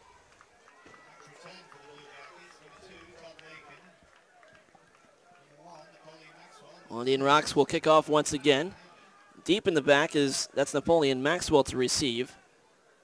Brad Hyman Muhammad is towards the near sideline, even with number 2, Todd Macon. Kick is up and short. It is the number 15 who receives it at the 35, wiggling his way through across the 40.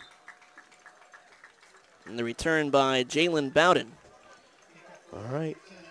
Admiral Farragut Academy is going to have to go about 59 yards to get this game within a field goal. That's if they were to score a touchdown and get 2. They could make it within a field goal with this one possession, which I think they would probably have to go for 2 if they did score here. Well, they can get within 4 points with the 8-point score. You're right, my fault. So they're going to need 2 touchdowns nonetheless. 25-13 is our score. The Indian Rocks Christian Golden Eagles with the lead. Here's Admiral Farragut dropping back. Robinson, toss over the middle. It is bobbled and incomplete to Brad Hyman Muhammad.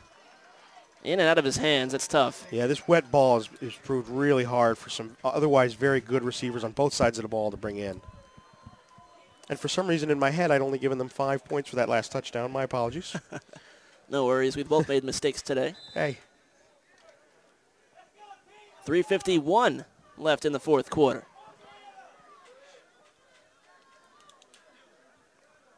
Robinson in shotgun. 2 receivers to his left, 2 to his right. Rather, 3 to his right. Robinson looks to his left. Screen play and is dropped. It'll be incomplete. And again, that wet ball a factor in and out of the hands of Todd Macon. Christian Frost, the defensive end, also a factor, was leaping in the face of Colby Robinson as he threw it. That'll bring up 3rd down and 10 with 3:47 to play.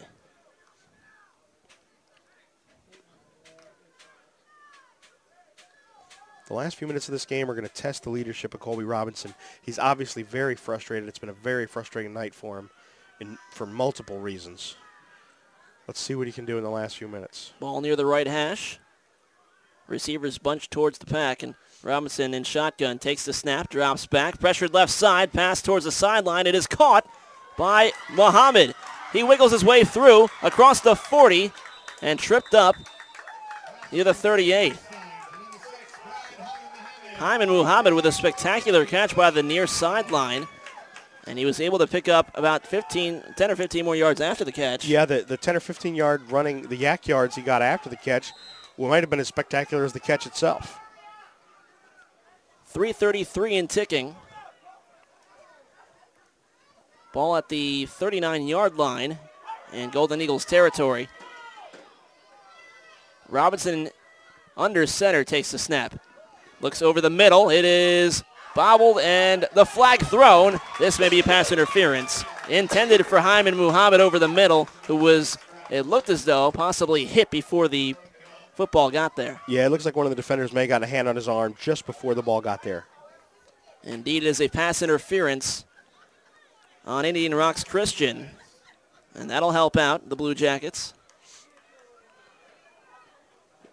Keep an eye on 19, Christian Frost, the defensive end for Indian Rocks. He, once again, he was able to whip around the right tackle and make a run at Colby Robinson. He's gotten him once, and he's gotten close at least 10, 15 times tonight. And now, at least, like I talked about earlier, it's that one of those situations where he knows they're passing pretty much every down, and he's going like crazy. Ball on about the 24-yard line. 1st and 10. Robinson looks to his right side, lofts it up. One-on-one. It is caught. Touchdown, Blue Jackets. That's number 7. Justin Green with the catch in the back right corner.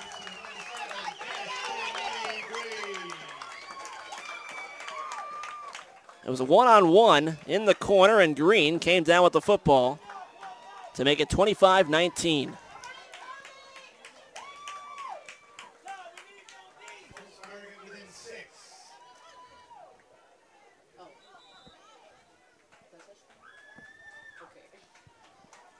$25-19 is the score now. Admiral Farragut within 6. And now the PAT, two-point conversion rather, pass to the left side, wide open in the end zone. It is caught. 2-point conversion is good. Catch made by number 3, William Anderson in the left corner, wide open.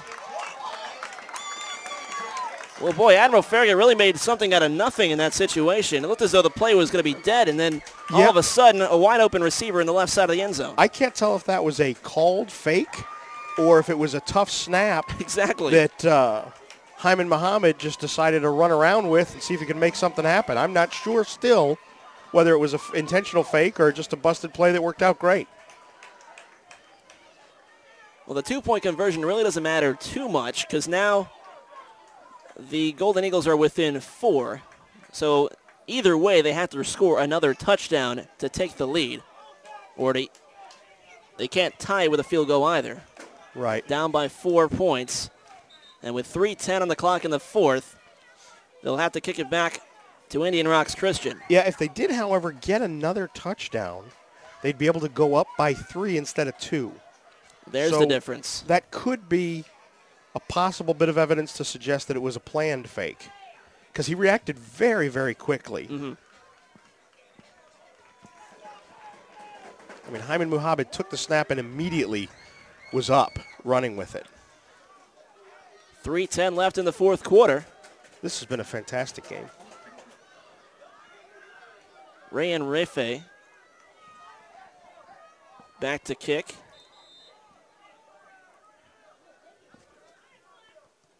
Onside kick, and it's recovered by Indian Rocks Christian. 3:08, but no timeouts for either team. This is going to be tough on Admiral Farragut Academy. The AFA Blue Jackets have really got to stop them 3 and out. They can't allow a single first down. Recovery made by Kendall Bradenberg. And the ball will be placed at about the 47-yard line in Golden Eagles territory. I anticipate 3 runs here. I would think so as well. And I believe the Blue Jackets would think so also, which is why they need to step up their run defense in this situation. Yeah. Time called. Didn't think anybody had any timeouts left. Oh, there's a flag. Couple of flags on the field. No signal yet of the call. One on the far sideline, one in the Farragut backfield. It'll be against Admiral Farragut. They didn't need that. They're trying to make him go 3 and out. They don't need to be at 1st and 5. So a 5-yard penalty allows the Golden Eagles to begin their drive in Blue Jackets territory. About the 5th time tonight. 1st and 5, 3:08 on the clock. Kulega flips it backwards, runs up to the left side and tripped up at about the 45-yard line. It'll be a gain of about 1 or 2. Might have been a friendly spot for the home crowd. I thought he got a little past that yard marker. Clock ticks, 2:44 and ticking. Ball placed on the Blue Jackets 45-yard line. Ball on the left hash. Kulega under center with 2 backs behind him. Kulega takes the snap, flips it backwards, left side, and a hard hit as number 4, Theo Anderson, is drilled backwards. Wow, we don't often hear the hits up here in the press box, but I heard that one. Mm-hmm. Now, his forward momentum will leave the mark not that bad, but he did get tackled way back at the original line of scrimmage. It'll be a loss of about 2 yards. Well, this is exactly what Farragut needed. Let's see what they can do. This is a huge play here, 3rd down. Under 2 minutes to play. Here at Al Ross Field in St. Petersburg, Florida. A really close game all the way between Indian Rocks Christian and Admiral Farragut Academy. If I were Indian Rocks, I wouldn't even trust another pitch this time. I would hand it off. Uh-oh. And they draw the offsides. The hard count by Kulega draws the offsides, and a fresh set of downs for Indian Rocks Christian. You could even notice visually the hard count as he bobbed his head to signal to try and draw Admiral Farragut offsides, and he did just that. Oh, that doesn't give him the first down, though. It's still 3rd and 1. Because of the tackle for loss. You're absolutely right. It is 3rd and 1 because of that loss. AFA still has a chance to make this stop.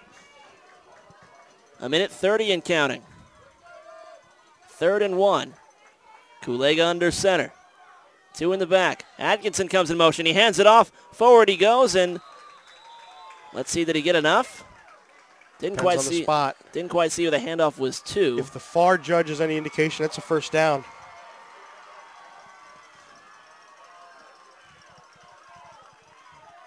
It is a first down. Fans across the way cheering on the opposite side of the field.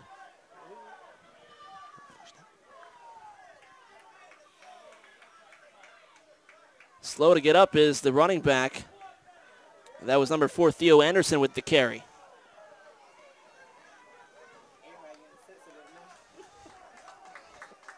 It is not a first down, is it? Oh, my. I believe that they're putting up the 4th down signal. Wow, the referee on the far side had marked it much different and kept pointing to indicate the first down.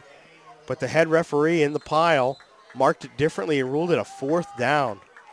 I have a feeling that Coach Buchanan is not happy with the head referee right now. All the fans on the opposite side for Indian Rocks were cheering, thinking it was first down. But nonetheless, a minute 02 and ticking. 4th and 1. Kulega under center once again. Atkinson comes in motion from the right side. He sets up on the left side. Kulega doing the hard count. And he can't draw them off sides. Timeout, Indian Rocks Christian. Kulega was just trying to draw another off sides, but this time the Blue Jackets hold on. Yeah, they kept discipline, and it looks like they're going to probably punt now. 50.2 seconds to play in this ball game. The Blue Jackets behind by 4 points. And it looks as though the Golden Eagles will punt it back to the Blue Jackets. Timeout by Indian Rocks Christian. It was an elaborate effort to draw the offside. They had the quarterback with his head bobbing and his hard count. They also had the tight end Atkinson went in motion, then stopped the motion, then pumped his feet up and down like a jogger at a traffic light. And none of it worked, though. Admiral Farragut was able to maintain discipline and stay still. 4th and 1, 50.2 seconds. Oh, they're going to go for it. Wow. Well, let's see. Kulega under center. He takes it himself, pushes across the pile, and does he get across? Oh, I don't know. His forward momentum may have gotten him there, but he did not make much movement. This one will most likely be measured, depending on where the spot is.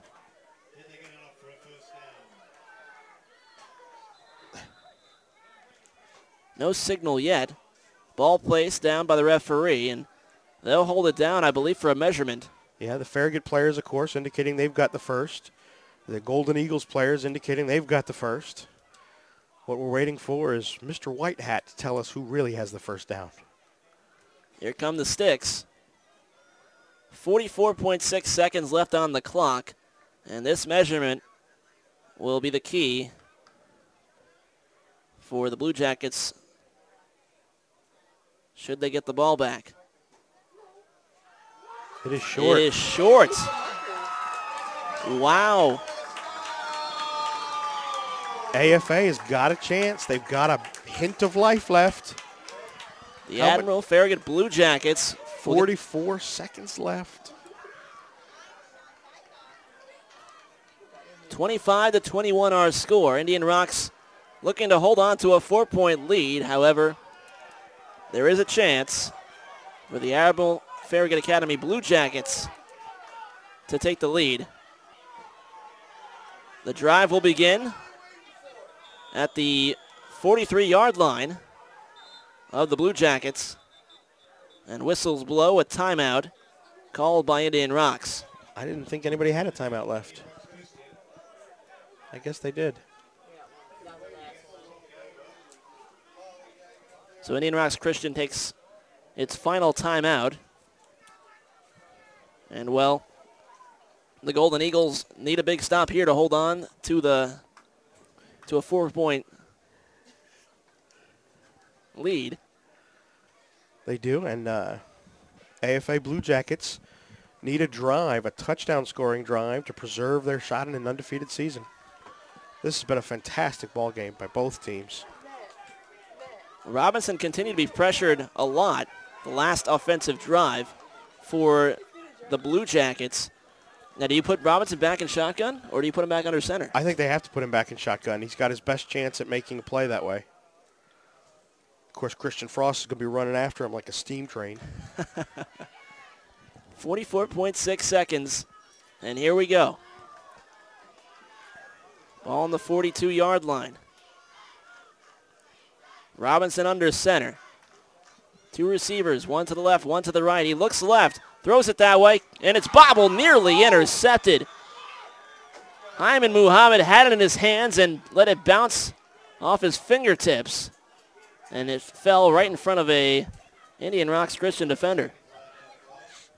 Well, that's just a mental mistake there, Earl. He tried to figure out where he was going with the ball before he had security of the ball. He did, but, you know, these are high school kids. The ball is wet. There's a lot of pressure. I can't fault him too much. He's doing the best he can, and he's made some great plays tonight already. 41.1 seconds, 2nd and 10. And the fans are on their feet here at Al Ross Field. Ball on the right hash. Robinson drops back, looks to his right. Caught. Flipped backwards, and the ball's on the ground. It's a loose football. Who has it? It is recovered by Indian Rocks Christian.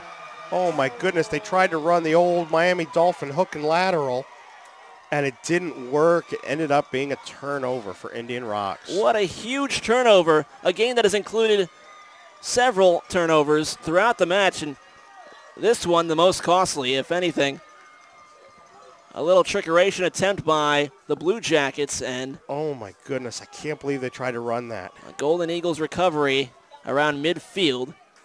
And now well, they just need to take a knee. Yeah, unfortunately, this game and their undefeated season is over. They don't really have favorites in high school football, but I would have to say that most objective observers would have probably favored AFA in this one. And the home team coming in with a 5-0 record, and Indian Rocks Christian, the visiting team, with a 3-1 record coming in. Kulega will take the knee. And that will do it here at Al Ross Field. Well, ladies and gentlemen, we invite you to stay tuned to PlayOnSports.com for our post-game coverage. We'll wrap up all the action in our post-game show. We'll have an interview with our player of the game. That's coming up in just a few moments. Once again, the Indian Rocks Christian Golden Eagles have defeated the Admiral Farragut High School Blue Jackets 25-21 on Friday Night Football on PlayOnSports.com, your destination for high school sports.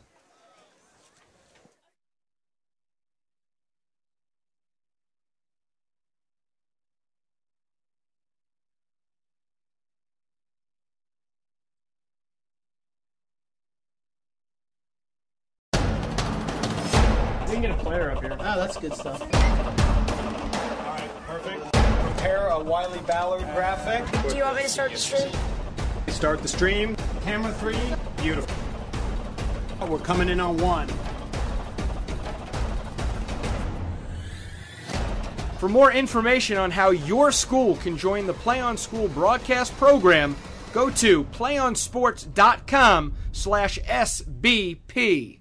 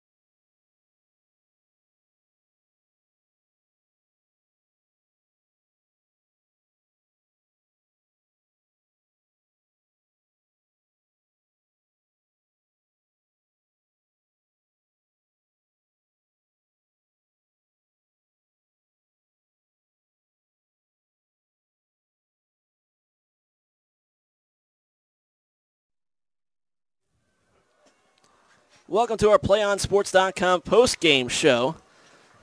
Well, unfortunately, we are unable to receive a player for the game segment. So instead, Earl and I will be discussing who our thoughts of who the player of the game is. And well, Earl, it'll be a tough choice. There's been a lot of players factored into this matchup, but we narrowed it down to two. Yeah, I think we've got an offensive and a defensive player of the game. Offensively, the quarterback, Kulega, had a great night. He threw a TD pass early in the game, had 2 TD runs on essentially QB keepers, QB sneaks, and handed the ball off to Theo Anderson late in the game for a touchdown that cinched it.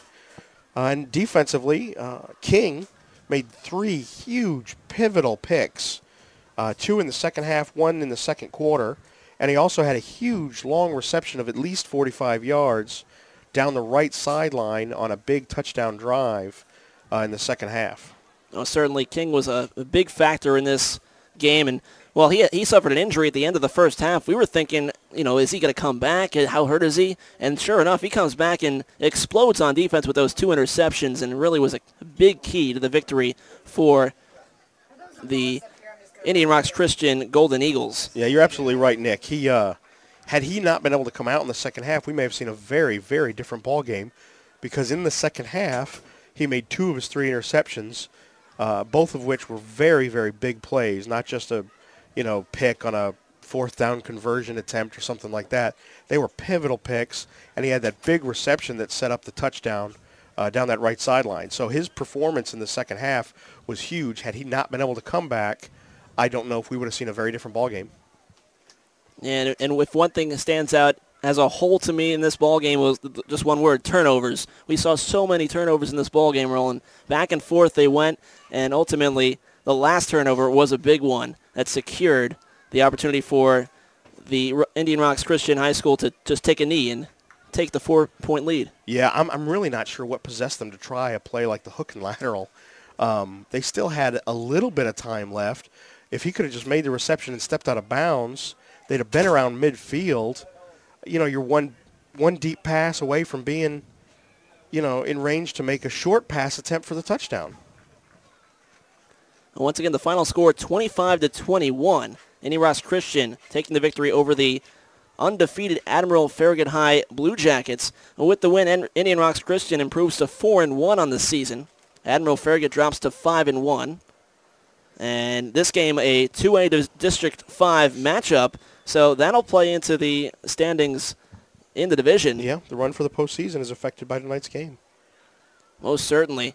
Well, Indian Rocks Christian celebrating on the opposite side of the field. One reason why we couldn't quite grab a player. And once again, the final score, 25-21. Going to wrap things up. Any last remarks, Earl? No, it was a great game. Obviously heartbreaking for the hometown team, but terrific game. We saw a lot of great plays, a lot of great defense, a lot of great offense, some gut-wrenching moments, some scary injuries, most of which looked like the players came back from. There's one player who may have lingering effects, but all the other players looked like came back into the game.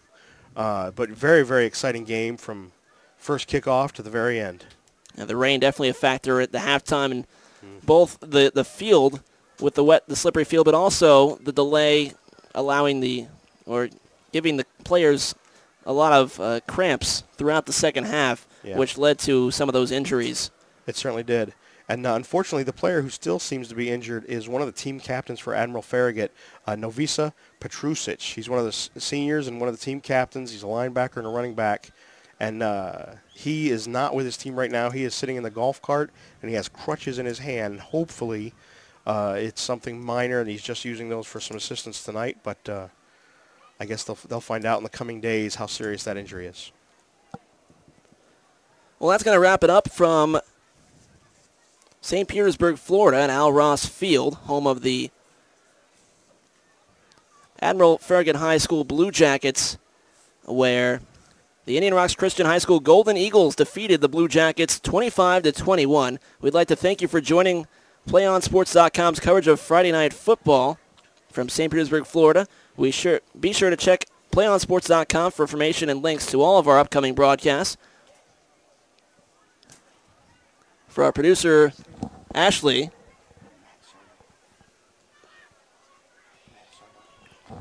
Matt Sardo on video, and Ashley Morrow on the production.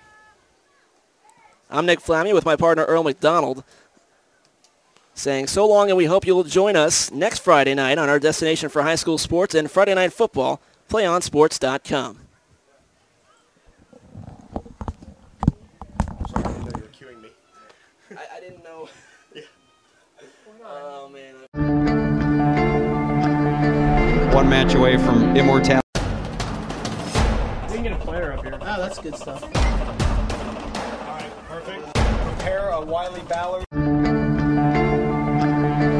One match away from immortality.